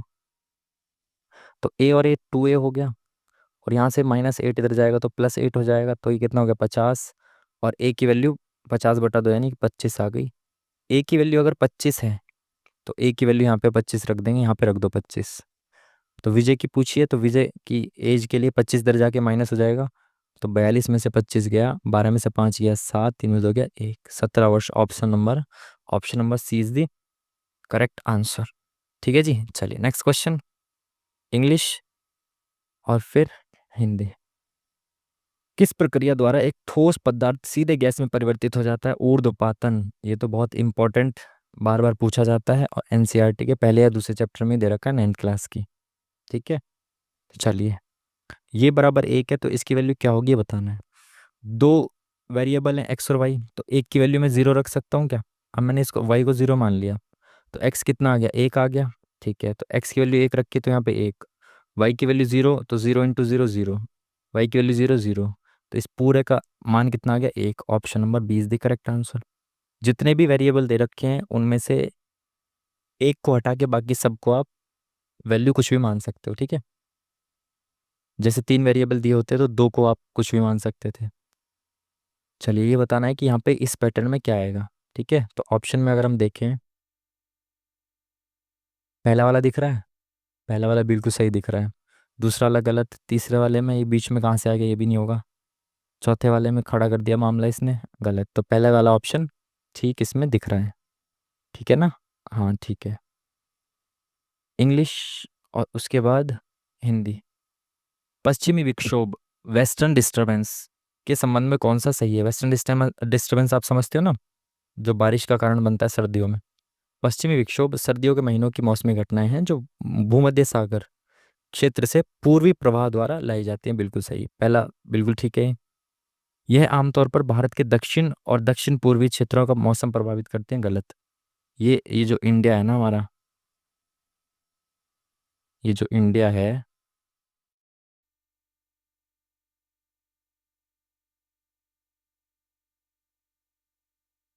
ये एंड वाला गलत बन गया, ये माउस मेरा हिल गया ना, तो एंड वाला ये गलत बन गया। ये जो इंडिया है ना, इसमें ये इधर से आता है, ये वेस्टर्न डिस्टर्बेंस इधर से आते हैं। और ये उत्तर पश्चिम वाला जो इलाका है ना, यहाँ पे ये बारिश का कारण बनता है सर्दियों के मौसम में स्पेशली, ठीक है। तो दक्षिण और दक्षिण पूर्वी क्षेत्रों का मौसम प्रभावित नहीं करता है, उत्तर उत्तर पश्चिमी का प्रभावित करता है। दूसरा ऑप्शन गलत, तो ये भी खत्म, ये भी खत्म। और पहला सही है, तो ये वाला ये ऑप्शन है जिसमें पहला सही है केवल। तो यह है उत्तर भारत में वर्षा हिमपात कोहरे से जुड़ा है, बिल्कुल सही, उत्तर भारत का ये, ठीक है। तो option number one is the correct answer. English में देख सकते हो इसको और हिंदी में। पिता की वर्तमान आयु उसके पुत्र की आयु के 4 गुनी है, तो पिताजी जो हैं बराबर 4 गुना है उसके पुत्र यानी कि बेटे के, ठीक है। पिताजी की आयु बराबर है 4 गुनी उसके बेटे के, ठीक है। 10 वर्ष बाद पिता की आयु, तो पहले 10 वर्ष बाद जाएंगे तो पिता जो हो जाएंगे वो 10 वर्ष बड़े हो जाएंगे, P+10 हो जाएंगे। और बेटा जो हो जाएगा वो B+10 हो जाएगा 10 वर्ष बाद, ठीक है। अब कंपेयर करेंगे क्या, पुत्र की आयु के 3 गुनी हो जाती है, पिता की आयु पुत्र की आयु की 3 गुनी हो जाती है ये, ठीक है, बिल्कुल ठीक है। तो वर्तमान आयु पूछ रहा है पिता की, देखो पी की वैल्यू मेरे को पता है 4B है, तो यहाँ पे मैं सब जगह पी की वैल्यू 4B रख देता हूँ, ठीक है। तो यहाँ पे 4B रख दी मैंने, +10 बराबर 3 की गुणा 20 है 3B +30, ठीक है। तो ये 3B इधर गया तो 4 में से 3B गया, 1B बचा, बराबर ये 10 इधर गया तो 30 में से 10 गया, 20 बचा, ठीक है। तो बी की वैल्यू आ गई 20। पूछा क्या है, पिता की वर्तमान आयु, तो यहाँ पे थी 20 × 80, option number A is the correct answer. Next question, English और हिंदी। इसमें जरूरत नहीं थी वैसे इंग्लिश हिंदी की, बट कोई नहीं, चलो। क्या बोला इसने, एक बार ऑप्शंस को ना सब सामने रखते हैं जिससे कि आसानी हो, बट 4 ऑप्शन सामने नहीं आ पाएंगे, कोई नहीं। आर से देखते हैं, आर यहाँ फिर नीचे है फिर इधर है फिर ऊपर है, तो अब आर इधर आएगा, है ना, ऐसे चल रहा है, यहाँ हुआ फिर ऊपर हो गया, अब इधर आएगा, तो राइट साइड पे आर आएगा, लेफ्ट साइड पे आर आएगा। तो लेफ्ट साइड पे आर 3 ऑप्शन में नहीं है, चौथ अच्छा इसने आर की जगह सी लिख दिया, क्या शायद इन्होंने टाइपिंग मिस्टेक कर दी होगी, आर की जगह सी लिख दिया, कोई दिक्कत नहीं है। उसके बाद यहाँ पे है ये, फिर यहाँ पे है, फिर नीचे है, फिर राइट साइड पे, तो अब ऊपर की साइड आएगा बॉक्स, यहाँ पे यहाँ पे यहाँ पहले मैं यही देख लेता हूँ कि इन चारों में, इन चारों ऑप्शन में अलग क्या है, डिफरेंट चीज़ क्या है, उसको ही मैं चेक करूंगा। तो पहले तो ऊपर ये चौथा ऑप्शन तो कट गया क्योंकि ऊपर आएगा स्क्वायर, और इसमें नीचे चौथे वाले ऑप्शन में स्क्वायर नहीं है ऊपर। अब इन 3 ऑप्शन में देख लो डिफरेंस किस चीज़ का है, लास्ट वाले इसका है। तो इधर की जगह पे क्या आएगा ये देखना है आपको। तो ये इधर आया, ये इधर गया ऊपर, तो ये जो है ना ये यहाँ आया, अब ये यहाँ आएगा कोने में, तो ये चीज़ आनी चाहिए यहाँ कोने में, तो ये चीज़ यहाँ पे आ रही है ना, ये ऑप्शन नंबर बी में आ रहा है, ये कोने में इधर की साइड, ठीक है, सिंपल। तो option number B is the correct answer. एक सेकेंड, यहाँ पे आर इधर आया, ये इधर आया, ये इधर आया, ये ट्रायंगल इधर गया, इधर से इधर आया, ट्रायंगल ऊपर गया, फिर राइट साइड पे आया तो ये हो गया, फिर नीचे आया तो ये हो गया, 3 2 5। ये इन्होंने गलत दे रखा है फिगर, या फिर देखो ये ट्रायंगल यहाँ था तो यहाँ से ऊपर आया, ठीक है।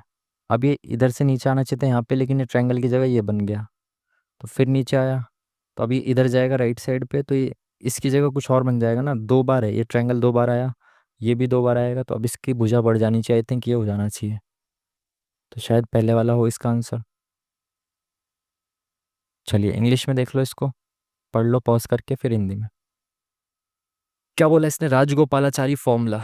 ये विभाजन वगैरह के समय में 1944 के आसपास की बात है, तो एक फॉर्मूला बनाया था इन्होंने मुस्लिम लीग और कांग्रेस के बीच में कुछ बातचीत के लिए, ठीक है। तो 44 के आसपास, पहला गलत, सही बताना है।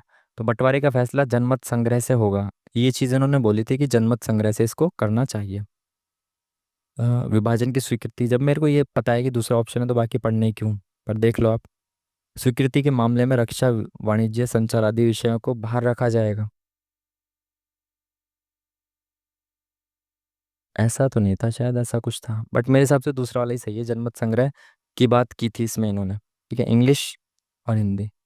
ऋग्वेदिक देवी देवता बहुत इंपॉर्टेंट एग्जाम में पूछे जाते हैं बार बार। अदिति, अदिति है आपकी शायद रात की, या फिर रात्रि की देवी है ना वो, तो शायद अदिति तो वृक्षों की नहीं है। उषा भोर की है, बिल्कुल सही है, तो दूसरा ऑप्शन सही होना चाहिए। नेक्स्ट क्वेश्चन इंग्लिश में देखें और फिर हिंदी में देखें। ट्रिग्नोमेट्री, ऊपर से ये साइन 32 कॉसेक 32, यार ट्रिग्नोमेट्री देख के आलस आया था मेरे को।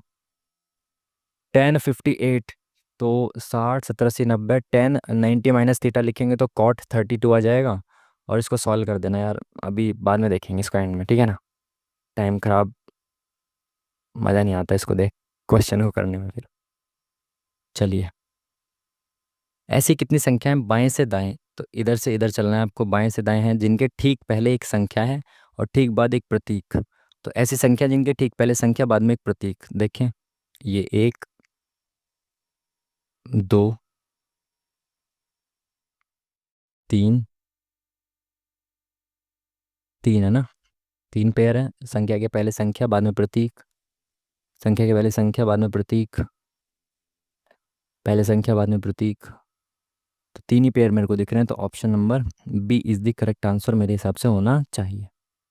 नेक्स्ट क्वेश्चन इंग्लिश और फिर Hindi. Waiting for a visa, great man Bhimrao Ambedkar ji की ये आत्मकथा है, और बहुत बेहतरीन बुक है भाई, पढ़नी चाहिए, बहुत बहुत बहुत बेहतरीन बुक है। चलिए नेक्स्ट क्वेश्चन। अमन, रमन और यश मिलकर एक कार्य को 29 दिनों में पूरा कर सकते हैं। तो अमन प्लस रमन और प्लस यश भाई आ गए यहाँ पे हमारे, मिलकर 29 दिनों में कर सकते हैं। रमन और यश मिलकर उसी कार्य को 58 दिनों में पूरा कर सकते हैं। तो रमन और यश मिलकर एक काम को 58 दिनों में कर सकते हैं। ये यश है स्लो, यश से कोई काम होता ही नहीं है।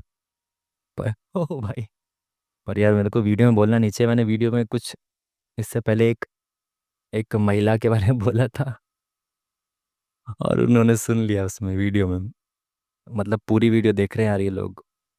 खैर, कहाँ थे हम? अमन रमन अमन, रमन और यश एक साथ मिलकर कार्य करना शुरू करते हैं, लेकिन अमन ने कार्य शुरू करने के 15 दिन बाद छोड़ दिया। रमन और यश शेष कार्य को कितने दिनों में पूरा करेंगे? तीनों मिलकर 58 दिनों में कर सकते हैं। एक सेकेंड, अच्छा 29 लिखा है, अब तीनों मिलकर 29 दिन में कर सकते हैं। रमन और यश मिलकर 58 दिनों में कर सकते हैं। तीनों ने एक साथ काम शुरू किया, तो तीनों, अब पहले इनका एफिशिएंसी निकाल लो, तो यहाँ पे आ गया 58, 58 एकम 58, 29 दूनी 58। तीनों मिलकर 2 यूनिट काम करते हैं, और ये दोनों मिलकर 1 यूनिट काम करते हैं। अगर ये दोनों मिलकर 1 यूनिट काम कर रहे हैं और तीनों मिलकर 2 यूनिट, तो ये अमन खाली 1 यूनिट कर रहा होगा, और ये दोनों मिलकर 1 यूनिट, तभी तो ये सब मिलकर 2 यूनिट कर रहे हैं, बिल्कुल ठीक। एक साथ काम करना शुरू किया, तीनों ने मिलकर एक साथ काम करना शुरू किया, तीनों मिलकर एक साथ काम करते हैं, एक दिन में 2 यूनिट करते हैं। 15 दिन के बाद कार्य छोड़ दिया अमन ने, तो तीनों ने मिलकर 15 दिन तक तो काम किया, तो कितना काम कर दिया? 30 यूनिट काम कर दिया कंप्लीट। उसके बाद अमन छोड़ के भाग गया, ठीक है, तो 1 यूनिट कम हो गया। अब ये दोनों मिलके 1 यूनिट काम करेंगे, और बोल रहे हैं कि दोनों मिलके शेष कार्य को कितने दिनों में पूरा कर देंगे। 58 था टोटल काम, 30 काम हो चुका, तो बचा कितना? 30 और 2 और 8, है ना। 28 काम बचा, और एक दिन में एक काम करते हो तो 28 दिन में 28 काम कर देंगे, simple. Option number C is the correct answer. English में पढ़ लीजिए, फिर हिंदी में देखेंगे। कुछ शिक्षक धनी हैं, तो ये शिक्षक मान लो, कुछ शिक्षक हैं, कुछ शिक्षक जो हैं वो धनी हैं। सभी डायबिटिक धनी हैं, तो इसमें जो डायबिटिक है ना सारे, ये जो है ये डायबिटिक है, डी आई लिख दिया, ये सारे धनी के अंदर हैं, ठीक है। कुछ डायबिटिक शिक्षक हैं, तो डायबिटिक का शिक्षक से तो डायरेक्ट कनेक्शन नहीं दे रखा, तो ये गलत हो जाएगा। कुछ धनी लोग डायबिटिक हैं, तो कुछ धनी लोग डायबिटिक हैं क्या, बिल्कुल सही बात है, ये धनी के अंदर ही तो डायबिटिक है, तो दूसरा वाला सही हो गया, पहला वाला गलत। तो केवल निष्कर्ष दो निकाला जा सकता है। इंग्लिश में देखें और फिर हिंदी में देखें। 1916 में होम रूल लीग की स्थापना किसने की थी भाई, एनी बेसेंट ने की थी 1916 में। और दूसरी वाली होम रूल लीग की स्थापना किसने की थी, आप बताइए मेरे को। पी क्यू आर बराबर ये दे रखा है, P Q plus Q R plus ये दे रखा है, पी की क्यूब क्यू की क्यूब प्लस आर की क्यूब -3 ए बी सी, ये पूछना चाह रहा है। ए की क्यूब प्लस बी की क्यूब प्लस सी की क्यूब -3 ए बी सी बराबर क्या होता है। तो ये तो बहुत सारे फॉर्मूले होते हैं इसके, लेकिन इसने ए प्लस बी प्लस सी दे रखा है। ए बी बी सी और सी ए आता है, किस में आता है, ये बराबर क्या होता है, नीचे फॉर्मूला देखें तो ये A plus B plus C होता है शुरुआत में, और फिर ब्रैकेट में A plus B plus C का स्क्वायर आता है ना। फिर आता है -3 A B B C B और C A B B C plus C A. ठीक है, सब कुछ इसी फॉर्म में दे रखा है, बस पी क्यू आर दे रखा है यहाँ पे। तो ए बी सी की वैल्यू कितनी है, 13, इंटू ए प्लस बी प्लस सी की वैल्यू 13 का स्क्वायर कितना हो गया, 169, -3 इसकी वैल्यू कितनी दे रखी है, ए बी बी सी सी ए की वैल्यू 30, तो 30 और 3 90। ठीक है, 30 या 90 हो गया। ठीक है, तो ये कितना बचा यहाँ पे, 90 गया तो यहाँ बचा 79, और 9 या 27, तो 7 आएगा इस ऑप्शन में, केवल यूनिट डिजिट। ठीक है ना, 9 या 27 हो गया, तेरह निम्मा 117 पूरा कर लो। तेरह निम्मा 117, 13 7 91, 92 और 10 102। ठीक है ना, यूनिट डिजिट से भी आंसर आ ही गया था, सिंपल। Next question.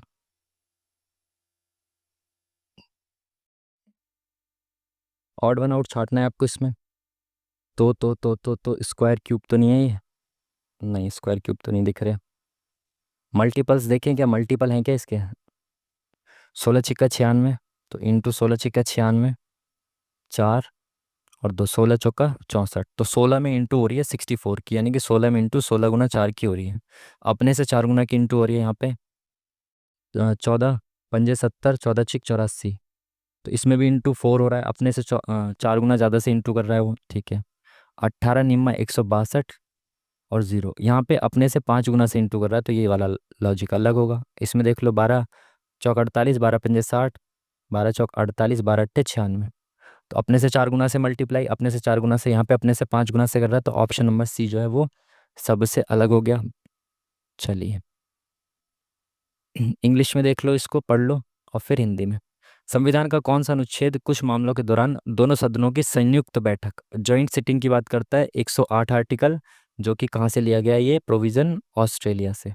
ठीक है, हिंदी। बोला गया इसने आधार की त्रिज्या इतनी है, ऊंचाई इतनी है, एक ठोस लंबवृत्तीय बेलन को पिघलाकर एक लंबवृत्तीय शंकु का आकार में ढाला गया, जिसके आधार की त्रिज्या इतनी है, शंकु की ऊंचाई कितनी होगी। जब पिघलाते हैं ना किसी चीज़ को, तो उनका आयतन नहीं बदलता, तो आयतन सेम रहता है, तो बेलन का आयतन और शंकु का आयतन सेम होगा। तो बेलन का आयतन कितना होता है, πr² होता है, और शंकु का आयतन होता है 1/3 πr²h। तो देखो यहाँ से पाई तो पाई कैंसिल हो गया। ठीक है, ठीक है। अब यहाँ पे बेलन का है, तो बेलन के आधार की त्रिज्या कितनी है, 22.5, तो r² कितना हो गया, 22.5 into 22.5 r² into H, H कितनी दे रखी है, 24, बराबर शंकु, शंकु में ढाला गया, शंकु की त्रिज्या कितनी है, 1/3, r² कितना हो गया, 36 इंटू 36, और इंटू एच, एच हमें निकालनी है। ठीक है, तो ये 3 से कितनी बार में कटा, 3 कम 3 3 6, तो ये 12 × 36 यहाँ पे इंटू में, तो यहाँ पे किस में आ जाएगा, डिवाइड में, तो 12 × 36। ठीक है, ये एक के बाद पॉइंट है, ये हटा दिया, एक के बाद ये पॉइंट हटा दिया, तो नीचे 2 0 लगा दी। ठीक है, 12 × 12, 12 दूनी 24, 2 × 1 = 2, 2 × 1 = 2 = 16। ठीक है, यहाँ पे 18 आ गया, और पॉइंट में है ना आंसर। ठीक है, 5 4 9, 9 दूनी 18, 9 दूनी 18, 9 × 5 = 45, 25 से कम 25, 25 चौका 100। ठीक है, तो ये कितना हो गया, 4 दूनी 8 हो गया, तो 225/8, तो 8 दूनी 16, 4 और 2 6 बचा, 6 इधर गया, 8 8 64, एक बचा, तो 28 पॉइंट समथिंग यही होगा। Option number B is the correct answer. ठीक है ना, पॉइंट में जाना ही क्यों जब एक ही ऑप्शन में 28 समथिंग है तो। इंग्लिश हिंदी। 16 अप्रैल 2021 को अमित का जन्मदिन शनिवार को था। 3 जून 2021 को उसकी पत्नी का जन्मदिन किस दिन है? देखो 16 अप्रैल 2021, 3 जून तक जाना है तो दिन गिन लो, ठीक है। 16 अप्रैल, अप्रैल कितने का होता है? जनवरी फरवरी मार्च अप्रैल 30 दिन का होता है। तो अप्रैल में बचे 14 दिन और, प्लस मई में कितने दिन होते हैं? 31 दिन होते हैं, ठीक है, प्लस जून में कितने दिन हो गए? ये 3 दिन। इनको 7 से डिवाइड करना है, तो ये तो पूरा 7 से कट गया, और यहाँ पे 7 से काटेंगे तो कितना बचेगा? अरे 34 को ही काट देते हैं ना 7 से, तो 7 पंजे 35 होता है, तो 6 शेषफल बचा। तो इस शनिवार में 6 जोड़ना है आपको। अगर मैं शनिवार में 7 जोड़ देता तो शनिवार हो जाता, एक कम यानी कि शुक्रवार। तो option number B is the correct answer. ठीक है जी, चलिए नेक्स्ट क्वेश्चन। इंग्लिश में देख लो और फिर हिंदी में। प्रजातियां और one. Mahogany, mahogany one, mahogany जो प्रजाति है ना, अबूनस महोगनी, ये आपने ज्योग्राफी में पढ़ा होगा, एनसीईआरटी में 9th या 10th क्लास की बुक में। तो ये कहाँ पे पाए जाते हैं? उष्ण कटिबंध में। तो ये पहला वाला युग्म तो गलत हो गया। शीशम, शीशम भी वहीं पाया जाता है, उष्ण कटिबंधीय सदाबहार वन, वान सदाबहार वन में। तो ये वाला सेकंड वाला तो सही होना चाहिए। नीम आर्द्र पर्णपाती में पाया जाता है। आर्द्र पर्णपाती, तो नीम की जो प्रजाति है वो अर्ध शुष्क में पाई जाएगी। बुरुंश तो पर्वतीय वनों में पाया जाता है, और बुरुंश जो है ये आपको पता होगा, ये आई थिंक उत्तराखंड का या फिर हिमाचल प्रदेश का राजकीय वृक्ष भी है, तो पर्वतीय वनों में पाया जाता है। दो तो ठीक है ही हैं। ये भी आर्द्र पर्णपाती वन, ये भी ठीक होना चाहिए क्योंकि अर्ध शुष्क में पाया जाना चाहिए नीम को। मेरे हिसाब से 3 युग्म ठीक है, बाकी देखते हैं। दो तो ही हैं पर ये तीसरा भी आई थिंक ठीक होना चाहिए, बाकी लेट्स सी। ठीक है, इंग्लिश हिंदी। घनाभ की लंबाई और चौड़ाई का योग इतना है, तो लंबाई प्लस चौड़ाई का योग कितना दे रखा है? 4। और घनाभ में क्या क्या होता है? L/B/H होता है, ठीक है। लंबाई चौड़ाई की 3 गुनी है, तो लंबाई बराबर चौड़ाई की 3 गुनी है, ठीक है। घनाभ की ऊंचाई लंबाई और चौड़ाई के योगफल की आधी है, तो घनाभ की जो ऊंचाई है लंबाई और चौड़ाई के योगफल की आधी है, तो यानी कि 2 है, ठीक है। लंबाई बराबर 3b, लंबाई बराबर 3b, h कितना है? 2 है, तो लंबाई बराबर 3b है, और यहाँ पे 4 - b। अगर मैं इसको ऐसे लिख सकता हूँ कि लंबाई बराबर 4 - b, ये b इधर चला गया, ऐसे लिख सकता हूँ ना मैं इसको, लंबाई को 4 - b, और यहाँ पे लंबाई बराबर 3b है, तो मैं इसको ऐसे लिख सकता हूँ 3b बराबर 4 - b, है ना, क्योंकि यहाँ पे लंबाई की वैल्यू है, यहाँ पे लंबाई की वैल्यू है, दोनों बराबर होंगी वैल्यूज़, तो मैंने इसको कंपेयर किया तो ये b इधर चला गया, तो 4b बराबर 4, तो b की वैल्यू आ गई 4/4 यानी 1, तो b आ गया 1। अगर b 1 आ गया तो l कितना आ गया? 3 आ गया, 3 और 1 4, एल आ गया 3, बी आ गया 1 और एच आ गया 2, तो एल 3, बी 1, एच आ गया 2। तो पूछा गया इसने घनाभ का पृष्ठीय क्षेत्रफल, तो पृष्ठीय क्षेत्रफल क्या होता है? 2 × LB + BH + HL, है ना, LB + BH + HL, यही तो होता है पृष्ठीय क्षेत्रफल। तो L × B कितना हो गया? 3, प्लस BH कितना हो गया? 2, प्लस HL कितना हो गया? 3 दूनी 6, तो 3 और 2 5, 6 × 5 = 11 दूनी 22, option number B is the correct answer. ठीक है जी, चलिए नेक्स्ट क्वेश्चन।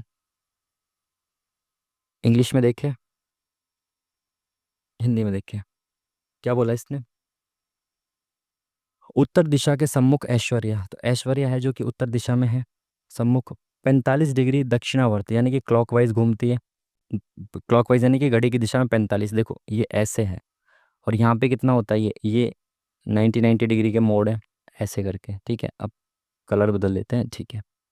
ये यहाँ पे इसका मुख है, इसने 45 डिग्री क्लॉकवाइज यानी कि ये बीचों बीच इसके यहाँ पे हो गई 45 डिग्री, घूम गई क्लॉकवाइज।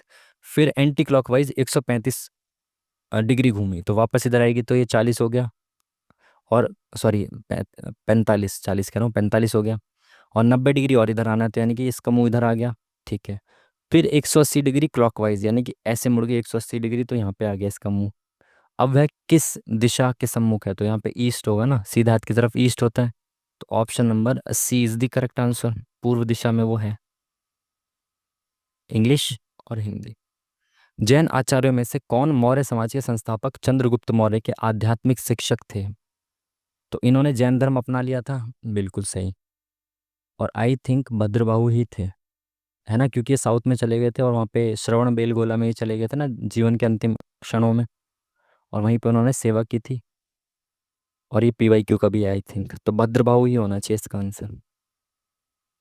इंग्लिश और हिंदी। मानक विचलन स्टैंडर्ड डेविएशन निकालना है, आपको पता है, कलर बदलना पड़ेगा पहले। रूट के अंदर, और पहले इसका मीन निकालना है आपको, मीन निकालने पहले इसका, तो 6 5 11 9 20 30 33 35 45 45 55 5 55 और 5 60 और 3 63। ठीक है, 11 20 30 33 35 45 45 50 53 ठीक है। 1 2 3 4 5 6 7, तो 7 9 63, तो 9 आ गया इसका मीन, माध्य 9 आ गया। अब 9 से सभी को घटा के यहाँ प्लस करना है, तो 9 में से 6 गया 3, 9 में से 5 गया 4, 9 में से 9 गया 0, 9 में से 13 गया 4, 9 और 3 12 प्लस 1 प्लस 9 और 1 10। ठीक है, अपॉन में जितनी संख्याएं उससे डिवाइड करना है, तो 7 संख्याएं। ठीक है, 4 और 3 7, 7 4 11, 11 12 13, 13 और 3 16, 16/7। तो रूट के अंदर आ जाएगा 16/7, लेकिन 16/7 यानी 4/√7, तो कहीं पे नहीं दिख रहा। क्या गलती कर दी मैंने इसमें, मीन निकाल के इनका डिफरेंस लिखा। 9 में से 6 गया 3 4,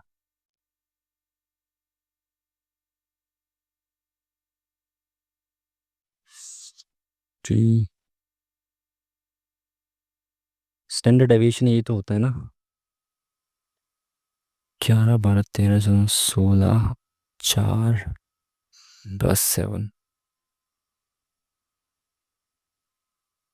6 5 11 9 20 30 33 34 35 10 45 55 60 3 63, अपॉन में 7 2 4 6 7 7 3 63, 3 4 0 4।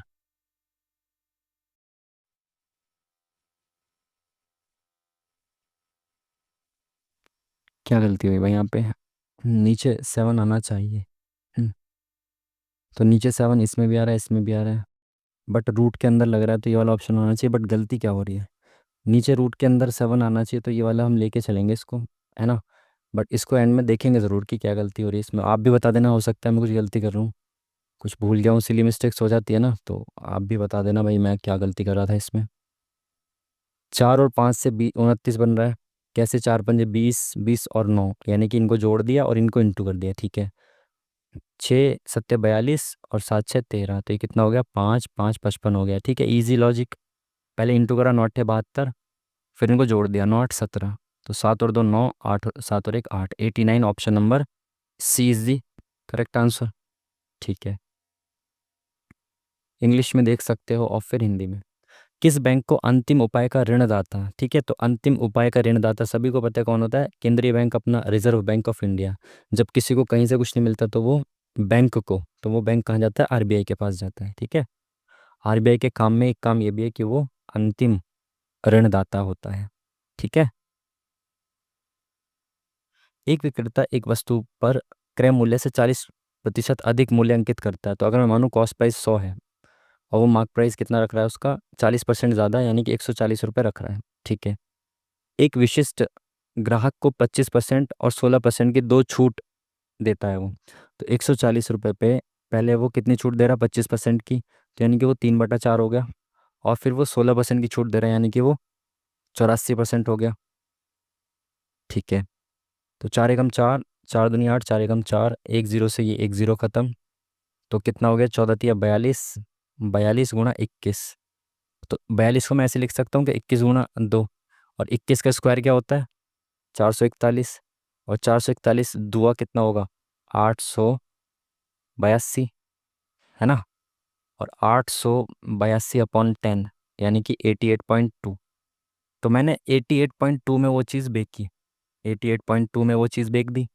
ठीक है, और मुझे 590 रुपये की हानि हुई, तो अगर मैं देखूँ मेरा कॉस्ट प्राइस 100 रुपये था, तो मेरे को हानि कितने रुपए की हो रही है यहाँ पे, 10 और 11.8, तो 11.8 रुपये की मेरे को हानि हो रही है, जो कि एक्चुअली में कितने के बराबर दी हुई है, 590 के बराबर दिया है, इतनी यूनिट की वैल्यू, ठीक है। तो 1 यूनिट की वैल्यू कितनी हो जाएगी, इसके नीचे आ जाएगा 0.8, ठीक है। पूछा गया है किस मूल्य पर वस्तु को बेचा, तो 88.2 पे बेचा था, तो 88.2 की वैल्यू निकालनी है आपको, ठीक है। ठीक है, तो यहाँ पे भी एक के बाद पॉइंट है, ऊपर भी एक के बाद पॉइंट है, तो कट गया पॉइंट से पॉइंट, एक एक के बाद है, ठीक है। 100 पंजे 18 पंजे 90, तो ये पाँच, 5 बार में गया, और इंटू 5 करेंगे तो कितना आएगा, 5 दूनी 10, 5 अट्ठे 40 और 1 41, 5 अट्ठे 40 और 4 44, तो 4410, तो option number C is the correct answer, ठीक है।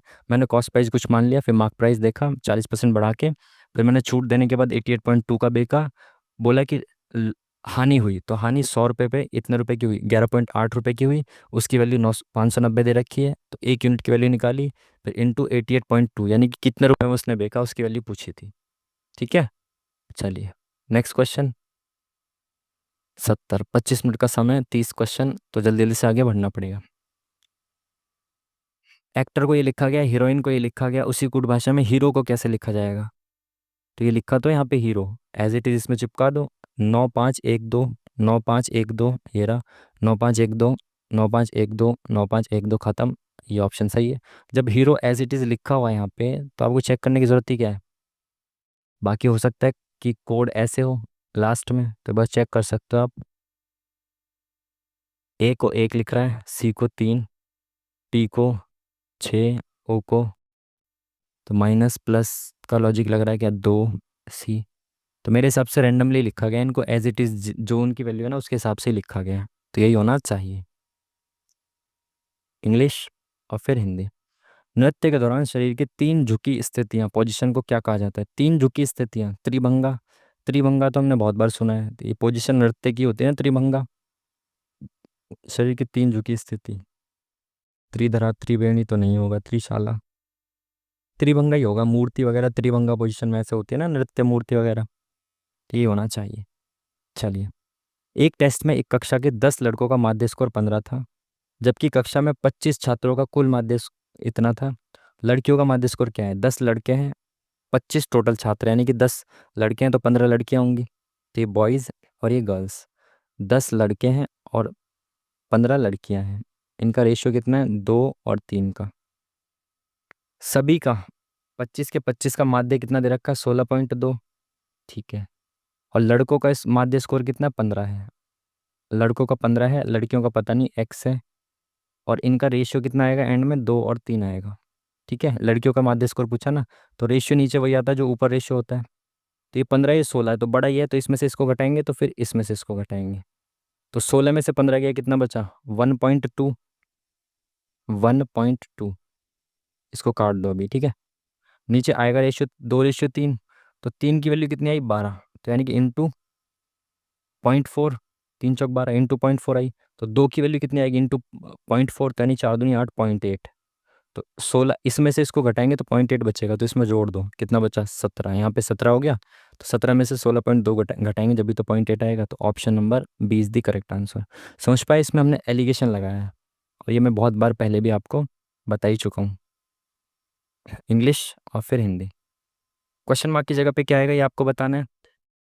14 है यहाँ पे, 20 + 4 और +2, तो +4 + 2, यहाँ पे 14 है तो यहाँ पे +4 होगा, तो कितना आएगा, 18, और +2 20, यानी कि 18 आना चाहिए, तो ये ऑप्शन खत्म, ये ऑप्शन खत्म। उसके बाद IJKLM, तो EFG, +2 हो रहा है ना, EFGGHIIJK, तो +2 करेंगे तो जी आएगा, तो ये वाला ऑप्शन भी खत्म, तो option number C is the correct answer. Option से आंसर निकालो, खत्म काम। इंग्लिश और फिर हिंदी। उन नेताओं में से एक थे जिन्होंने खिलाफत के समर्थन में एक असहयोग आंदोलन शुरू करने की आवश्यकता के बारे में गांधी जी को समझाने का महत्वपूर्ण भूमिका निभाई। खिलाफत आंदोलन को असहयोग आंदोलन के साथ जोड़ा था, और खिलाफत के आंदोलन में जो खिलाफत आंदोलन के जो वो थे नेतृत्वकर्ता, अली ब्रदर्स थे, तो अली ब्रदर्स में से कौन है, एक शौकत अली है, और तो इनमें से कोई नहीं है ना, शौकत अली है, उनमें से एक हो सकता है। इंग्लिश और हिंदी। चावल की खेती के बारे में बताना है, सही सुमेलित कौन सा, पंजाब में निर्वाह फसल, पंजाब में निर्वाह खेती नहीं हो सकती भाई, पंजाब में बहुत बड़े लेवल पे खेती की जाती है। है ना। और जो सबसे ज़्यादा फायदा खेती में मिलता है वो पंजाब हरियाणा के किसानों को ही मिलता है, क्योंकि बहुत बड़े लेवल पे, मास लेवल पे वो चावल और गेहूं की खेती करते हैं। निर्वाह फसल वो होती है जो अपने जीवन यापन के लिए की जाती है। तो पंजाब का तो पहला ऑप्शन गलत होना चाहिए। उड़ीसा जैसे इलाके में वाणिज्यिक फसल, ये वाणिज्यिक फसल आई थिंक ऊपर होना चाहिए था, निर्वाह नीचे होना चाहिए था, तो दोनों ऑप्शन गलत हैं। इंग्लिश और फिर हिंदी। समांतर पटरियों पर विपरीत दिशा में चलने वाली दो ट्रेनें इतने इतने की स्पीड से चल रही है, विपरीत दिशाओं में, यानी कि ऐसे एक दूसरे के सामने चल रही है। एक दूसरे को पार करने में 27 सेकंड का टाइम लेती है। एक ट्रेन की लंबाई इतनी है, दूसरी ट्रेन की लंबाई बतानी है। जब विपरीत दिशाओं में है तो ट्रेन एक दूसरे को पार करने में कितना डिस्टेंस ट्रेवल करती हैं, अपनी लंबाई के बराबर। एक ट्रेन की लंबाई 350 तो दूसरी ट्रेन की लंबाई L मान ली। स्पीड क्या होती है जब आमने सामने चलते हैं एक दूसरे के? टाइम कितना सेकंड में दे रखा है, तो स्पीड को मीटर प्रति सेकंड में बदलना है। तो एक 40 की स्पीड, 48 की स्पीड से एक 52 की स्पीड से आमने सामने है, तो स्पीड जुड़ जाएगी, कितनी हो जाएगी 100। 48 और 52 100, इसमें 5/18 करेंगे तो कितना हो जाएगा? दो नीम 18, दो पंजे 10, तो 250/9। ये इनकी स्पीड हो गई मीटर प्रति सेकंड में। और टाइम कितना लग रहा है? 27 सेकंड। तो यहाँ पे ये 250/9 डिवाइड में, तो यहाँ पे जाके इंटू में हो जाएगा 250/9। यहाँ से गया 9×3 = 27, 25×3 = 75, 750 आ गया। तो यहाँ पे 350 प्लस में, इधर आके माइनस में हो जाएगा, तो कितना बचेगा? 4×3 = 7, 400। Option number C is the correct answer. चलिए नेक्स्ट क्वेश्चन। इंग्लिश में देखो जल्दी से, टाइम बहुत कम, हिंदी में। शहर में पानी की भारी कमी के कारण प्राधिकरण ने सभी नागरिकों के पानी की खपत 25% तक कम करने का अनुरोध किया है। इसके आधार पर क्या धारणा बनाई जा सकती है कि कई नागरिक पानी की खपत को कम कर सकते हैं? बिल्कुल कम करेंगे, क्यों नहीं करेंगे। कई कार्यकर्ता प्राधिकरण द्वारा दी गई सलाह का विरोध कर सकते हैं? बिल्कुल विरोध भी करेंगे। आई थिंक दोनों ही सही होना चाहिए। किस प्रकार की रासायनिक अभिक्रियाएं चूना पत्थर से बुझा चूना तैयार करने के लिए की जाती है? चूना पत्थर से बुझा चूना तैयार करने की जो होती है वो कहलाती है संयोजन। ये अभी पहले भी मॉक में आया था ना। चूना पत्थर से बुझा बुझा हुआ चूना जो है वो तैयार करने की प्रक्रिया संयोजन कहलाती है। बाकी अब गठन भी होती होगी, पता नहीं। संयोजन वाला ऑप्शन तो था, मतलब ये क्वेश्चन था पहले मॉक में किसी। उस पोशाक का विक्रय मूल्य कितना है जिसका अंकित मूल्य 500 रुपये है, जिस पर 20% की छूट दी जाती है और 10% की फिर दोबारा से दी जाती है? तो पहले इसमें 20% की छूट दे दो, तो 10% बराबर 50, 20% 100, तो 400 रुपये हो गए 20% की छूट देने के बाद। अगेन 10% की और छूट दे दी, तो यानी कि 40 रुपये की और छूट दे दी। तो 400 में से 40 गए, कितने बचे? 360। Option number B is the correct answer. चलिए इंग्लिश और फिर हिंदी। टाइम बहुत कम, जल्दी से चलेंगे। 6 मित्र एक दूसरे के सम्मुख केंद्र की ओर मुख करके बैठे हैं व्रत में। तो ये व्रत है और 6 मित्र हैं, 1, 2, 3, 4, 5, 6। सी और डी एक दूसरे के निकटस्थ हैं, बिल्कुल आसपास हैं। बी और एफ एक दूसरे के निकटस्थ हैं, ठीक है। ई और बी एक दूसरे के सम्मुख है, ठीक है। एफ बी के बाएं से, तो परफेक्ट इन्फॉर्मेशन के साथ शुरू करेंगे। एफ बी के बाएं बैठा है, तो एफ जो है बी के बाएं बैठा है, एफ, ठीक है। ई और बी एक दूसरे के सम्मुख बैठे हैं, तो बी के सामने कौन है? ई है, ठीक है। अब शुरू से चलते हैं। सी और डी एक दूसरे के निकटस्थ, सी और डी कहाँ पे है? सी और डी एक दूसरे के आसपास बैठे हैं, तो सी और डी यहाँ पे, या तो यहाँ सी होगा, यहाँ सी होगा, ऐसे करके ये लोग बैठे होंगे, ठीक है। बी और एफ एक दूसरे के सामने, ई बी के सम्मुख बैठा है, ठीक है। बी और एफ एक दूसरे के सामने बैठे हैं, एक दूसरे के निकट, अच्छा, एक दूसरे के आसपास बैठे हैं, ठीक है। डी और एफ के मध्य कौन बैठा है? तो डी और एफ, क्या पूछ रहा है ये? ई और एफ, सॉरी, डी और एफ कह रहा हूँ। ई और एफ के मध्य, तो ये ई है या एफ है? तो यहाँ पे कौन बैठेगा जो बचा है? बचा कौन? ए, ए बचा ना, हाँ ए बचा, A B C D E F, ए बचा, तो ए यहाँ पे बैठेगा। Option number 1 is the correct answer. कौन सी नदी नेपाल हिमालय से निकलती है? घग्गर, गंडक, कोसी। 3 नदी है ना, घग्गर, गंडक, कोसी, तो गंडक ऑप्शन नंबर सही। इंग्लिश हिंदी। क्या बोला इसने? 3.5 वर्षों के लिए 15% प्रतिवर्ष की दर से साधारण ब्याज, समान राशि पर इतने वर्ष के लिए 12% प्रतिवर्ष की दर से साधारण ब्याज से इतने रुपए कम है। तो राशि बतानी है, तो भाई 15% की रेट से इतने वर्ष के लिए, यानी 3 3 और 1 10, 10/3 वर्ष के लिए 15% की रेट से कितना मिल जाएगा? 3×5 = 15, ये मिलेगा 50% ब्याज यहाँ पे। यहाँ पे 5 दूनी 10 और 1 11/2 समय के लिए 12% की रेट से कितना हो जाएगा? 11 दूनी 2 छिक 12, 11 छिके 66%। और इनके बीच का अंतर कितना है? 1840। और परसेंटेज में कितना अंतर है? 50, 60 और 16%। तो 16% की वैल्यू कितनी है? 1840। तो 1% की वैल्यू कितनी होगी? अपॉन 16, तो 16 एकम 16 और 16 एकम 16, 4 20, 4 16 पंजे 80। तो ये हो गई 1% की वैल्यू 100% की, 115 के आगे 2 जीरो, ऑप्शन नंबर बी। राशि 100% होती है ना, तो 100% की वैल्यू आ गई। चलिए इंग्लिश और फिर हिंदी। इसमें आपको क्या बताना है, गलत पद को चुनना है। तो यहाँ पे गलत कौन है ये बताना है आपको। 39 में +7 किया, ठीक है। 46 में कितना प्लस कर रहा है, 50 60 +14, बिल्कुल ठीक। इसमें कितना कर रहा है, 60 70 80 और 2 82, तो +22। आई थिंक 7 दूनी 14, 7 या 21 होना चाहिए यहाँ पे। अगेन यहाँ पे देखें कितना है, अगर यहाँ पे 21 करता तो 81 आता, तो यहाँ पे 28 प्लस हो रहा है क्या, 8 और 1 9, 8 और 2 10, बिल्कुल सही। तो यहाँ पे ये गलत है, यहाँ पे 82। यहाँ पे 21 करना चाहिए था इसको प्लस, क्योंकि 7 का पहाड़ा चल रहा है ना, तो यहाँ पे 81 आना चाहिए था 82 की जगह पे। ठीक है, चलिए next question, English Hindi. Tennis के खेल में नेट के पार आगे और पीछे गेंद को मारने को कहा जाता है। टेनिस के पार आगे पीछे गेंद को मारना, पासिंग शॉट। पासिंग शॉट तो नहीं होता आगे पीछे गेंद को मारना। रैली, रैली मतलब खेलते रहते हैं जो, ठीक है। सर्व तो पहली वाली बॉल जो होती है सर्व करते हैं उसको मारते हैं, पहला वाला जो शॉट। स्लाइस, आगे पीछे गेंद को मारने को कहा जाता है। नेट के पार आगे पीछे गेंद को मारना, लाइक खेलते रहते हैं ना, आगे पीछे गेंद को मारते रहते हैं, तो रैली चलती है ना, उनको रैली तो कहते हैं। जो रैली चलती रहती है ना, इसने इधर मारा उसने इधर मारा, तो रैली चल रही है, यही होना चाहिए आई थिंक। बाकी देख लेंगे। इंग्लिश और हिंदी। एक संख्या में दो अंक है जिनका योगफल 8 है, उस संख्या में 18 जोड़ा जाए तो अंकों का स्थान पलट जाता है, संख्या किसके बराबर है। अगेन इसमें कोई इक्वेशन नहीं बनाऊंगा, सीधा ऑप्शन से करूंगा। देखो इनके योग कितना है, सबका योग 8 है, 8 है, 8 है, 8 है, ठीक है। इसमें मैं 18 जोड़ूंगा तो ये बदल जाएगी कि संख्या 8 6 14। देखो जब मैं इसमें ये जोड़ता हूँ तो 8 6 14, एंड में 4 आ रहा है, तो जब मैं इसको घुमाऊंगा तो ये शुरू में आ जाएगा ना 4, तो शुरू में तो 2 है। चलो आपको समझ में नहीं आ रहा, पूरा कर देते हैं। 8 6 14 एक 44 हो गए, तो इसके पलटेंगे तो कितने बनेगा, 44 बनेगा ना। 35 में कितना जोड़ना, 18, तो 8 5 13, एक 3 1 और 1, 3 और 1 4 और 1 5।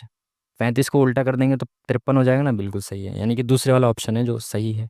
ऑप्शन से पुट कर दो, आंसर आ जाएगा, सिंपल। इंग्लिश हिंदी। मान बताना है इसका 76। पी का मतलब क्या है, जोड़ 42।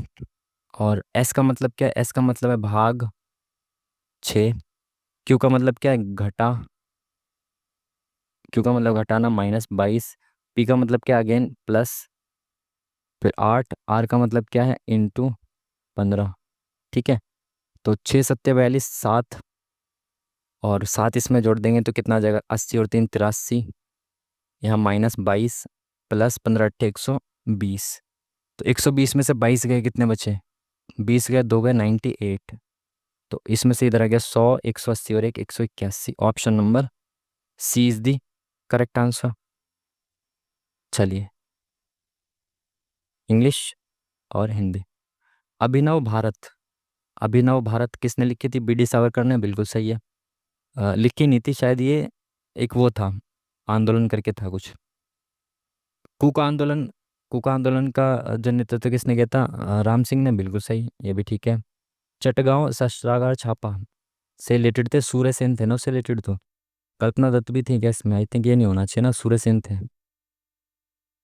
तो एक और दो आई थिंक ठीक होना चाहिए, बाकी लेट्स सी, ये शायद हो तो पता नहीं। इंग्लिश और फिर हिंदी। 22 अप्रैल 2024 पृथ्वी दिवस मनाया जाता है, बिल्कुल सही। मनाने के लिए भारत की सबसे बड़ी जलवायु घड़ी, क्लाइमेट क्लॉक, कहाँ स्थापित की गई। सबसे बड़ी जलवायु घड़ी कहाँ पे स्थापित की गई थी 2024 में, ये पहले भी आया हुआ क्वेश्चन है। ये आई थिंक नई दिल्ली में ही की गई थी, और ये मॉक में मैंने ऐसे ही लगाया था कि ऐसी चीज़ें नई दिल्ली में ही ज़्यादा होंगी, देश की राजधानी है, तो आई थिंक यही होना चाहिए। मॉक में भी आया था उस वक्त भी, मैंने ऐसे ही गेस किया था इसका शायद। क्या पूछा इसने क्वेश्चन देखें, तो इसने क्वेश्चन में बोला है, एक बार कलर बदल दें। के और पी द्वारा निर्मित निर्मित ट्रकों की औसत संख्या, के और पी, ये रहा, तो इनको प्लस करेंगे कितना आ जाएगा, 50 153। और इनका औसत कितना आ जाएगा, अपॉन 2। औसत संख्या पूछिए ना, ठीक है। और जे और एम द्वारा निर्मित ट्रकों की औसत संख्या, जे और एम, तो ये कितना हो गया, इधर आ गया 20 50 60 70 और 3 73/2 के बीच अंतर, यानी कि माइनस करना है इनको, तो कितना हो गया, 7 और 8 15, 80/2 यानी कि 2 चौक 8, 40। ठीक है, तो 40 डिग्री, 40 डिग्री की वैल्यू कितनी हो जाएगी? टोटल है 140, सॉरी 144, ज़ीरो, 1440। 1440 में से 40 डिग्री की वैल्यू निकालनी है, तो 40 डिग्री अपॉन 360। ठीक है ना, 360 में से 40 डिग्री की वैल्यू, जीरो से जीरो, चार एकम चार, चार नीम 36, नौ एकम नौ, नौ छिक 54, जीरो, 160। तो ऑप्शन नंबर कौन सा हुआ correct? 160। Option number one is the correct answer. जल्दी चलते हैं, टाइम बहुत कम। कलर बदल दो भाई इसका। TIX, TIX, TIX।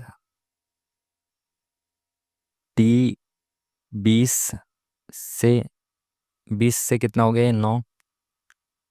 तो यहाँ पे कितना? XYZ 24 प्लस 11 हो रहा है ना, 2 और 9 11 प्लस 11 हो रहा है।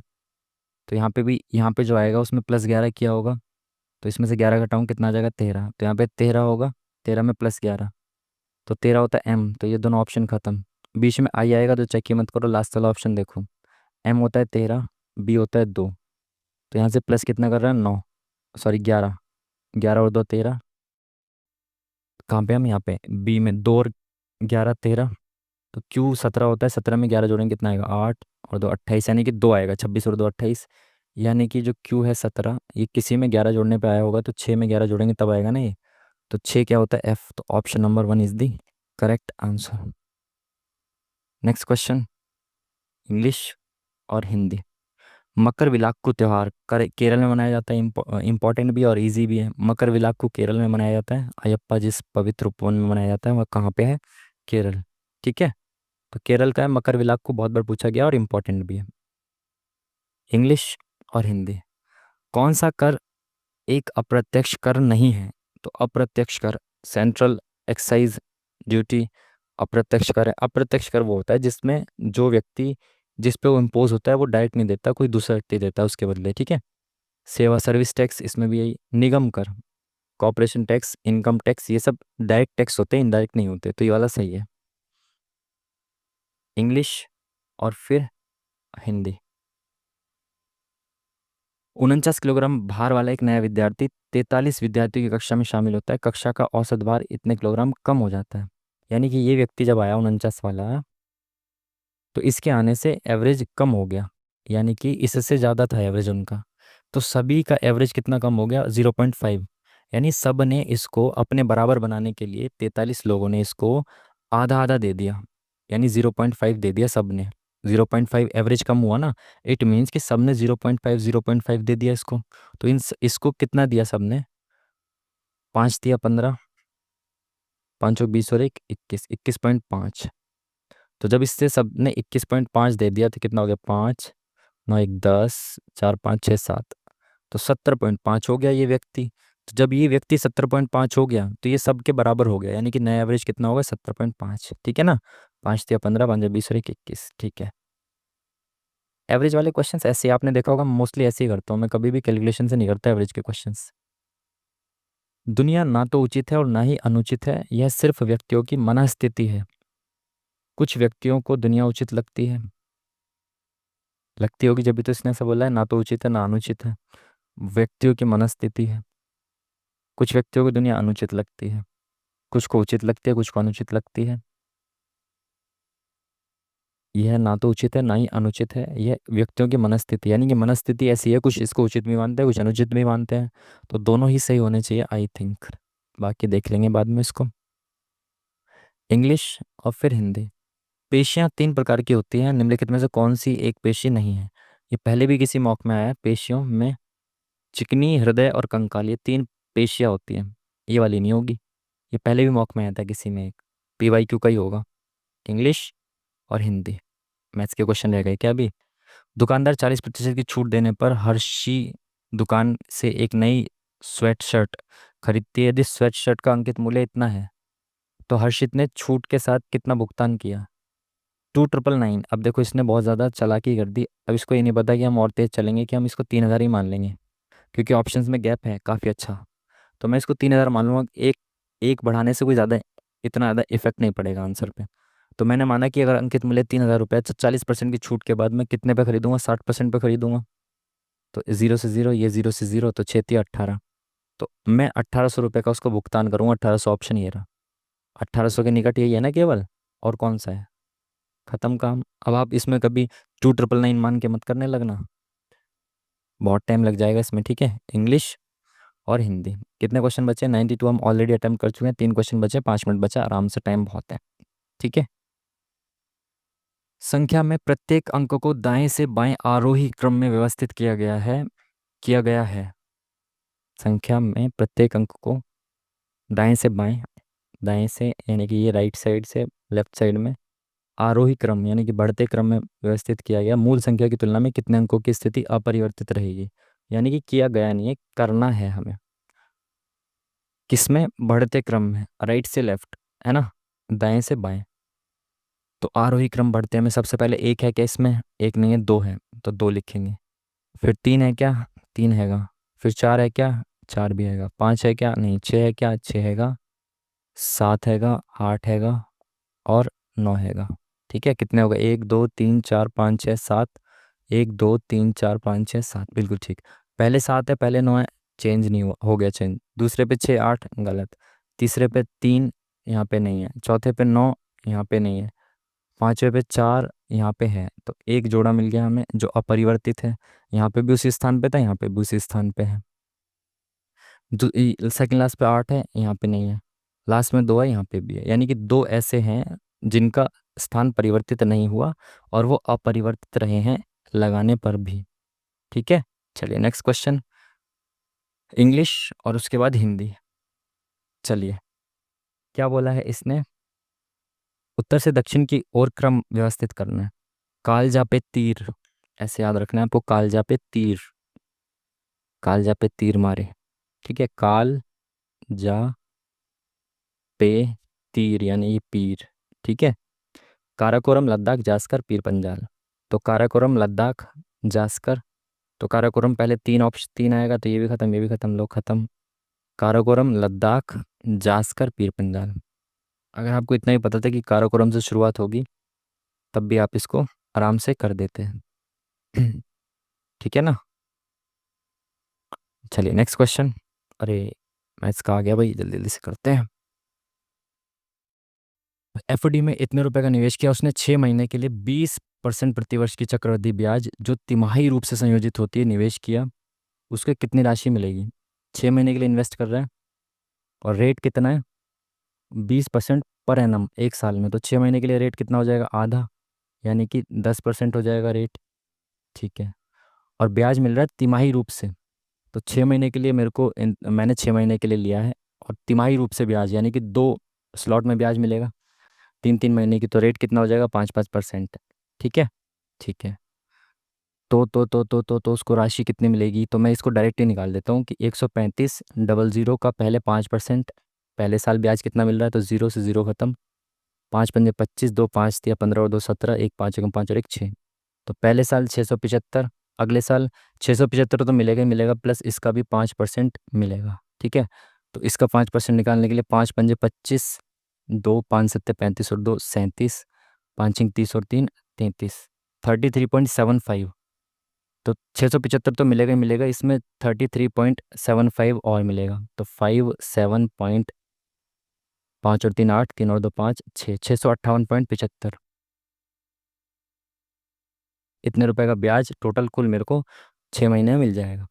टोटल राशि मेरे को जो मिलेगी उसमें एंड में 75 आएगा, और इस एक ही ऑप्शन में एंड में 75 है। खत्म काम, ठीक है ना। बाकी टाइम भी नहीं है तो इस हिसाब से कर सकते हो आप। 675 और 658.75 आना ना एंड में, तो इसी में आएगा जोड़ने पे। Next question. अरे भाई, इसमें भी अभी टाइम लग सकता है, लेट्स सी, जल्दी से करते हैं। उत्तर की ओर मुख करके बैठे हैं, के अंतिम छोर पर बैठा है। वाई के दाएं से, देखो उत्तर की तरफ ऐसे बैठे हैं, के अंतिम छोर पे या तो यहाँ हो सकता है या तो यहाँ हो सकता है के। ठीक है, वाई के दाएं से तीसरे स्थान पे है, तो अगर ये यहाँ पे होता तो इसके दाएं पे तो नहीं होता, तो यहाँ नहीं है, के यहाँ पे है। इसके दाएं से वाई जो है इसके के दाएं से तीसरे स्थान पे है, तो एक दो तीसरे स्थान पे वाई है, और ए के तीसरे स्थान पर है, और ए के बाएं से दूसरे स्थान पर है, और मतलब पहले वाई, वाई जो है ए के बाएं से दूसरे स्थान पे, तो ए यहाँ पे है, इसके बाएं से दूसरे स्थान पे ये है। टोटल कितने लोग हैं, 1 2 3 4 5 6, तो 1 2 3 4 5 6, 6 बैठ गए पूरे, ठीक है। डी एच का निकटतम पड़ोसी है, तो डी और एच आपस में पड़ोसी हैं, ठीक है। जी ए के ठीक बाएं है, तो ए के ठीक बाएं कौन है, जी है। डी जी के बाएं से तीसरे स्थान पे, तो डी जी के बाएं से 1 2 3, तो डी यहाँ पे है। और डी और एच एक दूसरे के पड़ोसी हैं, ये रहा। के ठीक दाईं ओर कौन बैठा है, के ठीक दाईं ओर बैठा है डी, तो ऑप्शन नंबर डी पे ही है डी, ठीक है जी। तो सारे क्वेश्चंस के गो थ्रू हो गए हम। और आज का पेपर इजी लगा क्योंकि हमने पहले गो में 96 भी अटेम्प्ट कर दिए हैं, तो पेपर इजी था। एज सच उतने ज़्यादा कुछ क्वेश्चंस इसमें थे नहीं, बहुत आराम से फ्लो में हमने किया पूरा पेपर। और 96 क्योंकि हम अटेम्प्ट कर चुके हैं, तो अब और क्वेश्चंस देखने की ज़रूरत है नहीं, क्योंकि जो नहीं आते वही हमने छोड़े होंगे। तो आज के मॉक में भी अराउंड 90 प्लस तो स्कोर होना ही चाहिए। अगर 3 4 क्वेश्चंस गलत भी होते हैं तब भी 90 प्लस स्कोर होना चाहिए, ठीक है ना। तो क्या क्या कुछ नहीं मारेंगे अच्छे से। अब इसको करते हैं हम सबमिट, टाइम से पहले ही चमका दिया हमने इसको, क्योंकि हमारे पास टाइम कम बच रहा था, हमने कहा टाइम से पहले ही सबमिट कर देंगे। लो ठीक है, सबमिट क्यों नहीं हो रहा भाई, क्या हो गया रे बाबा। अच्छा चल रहा है अभी।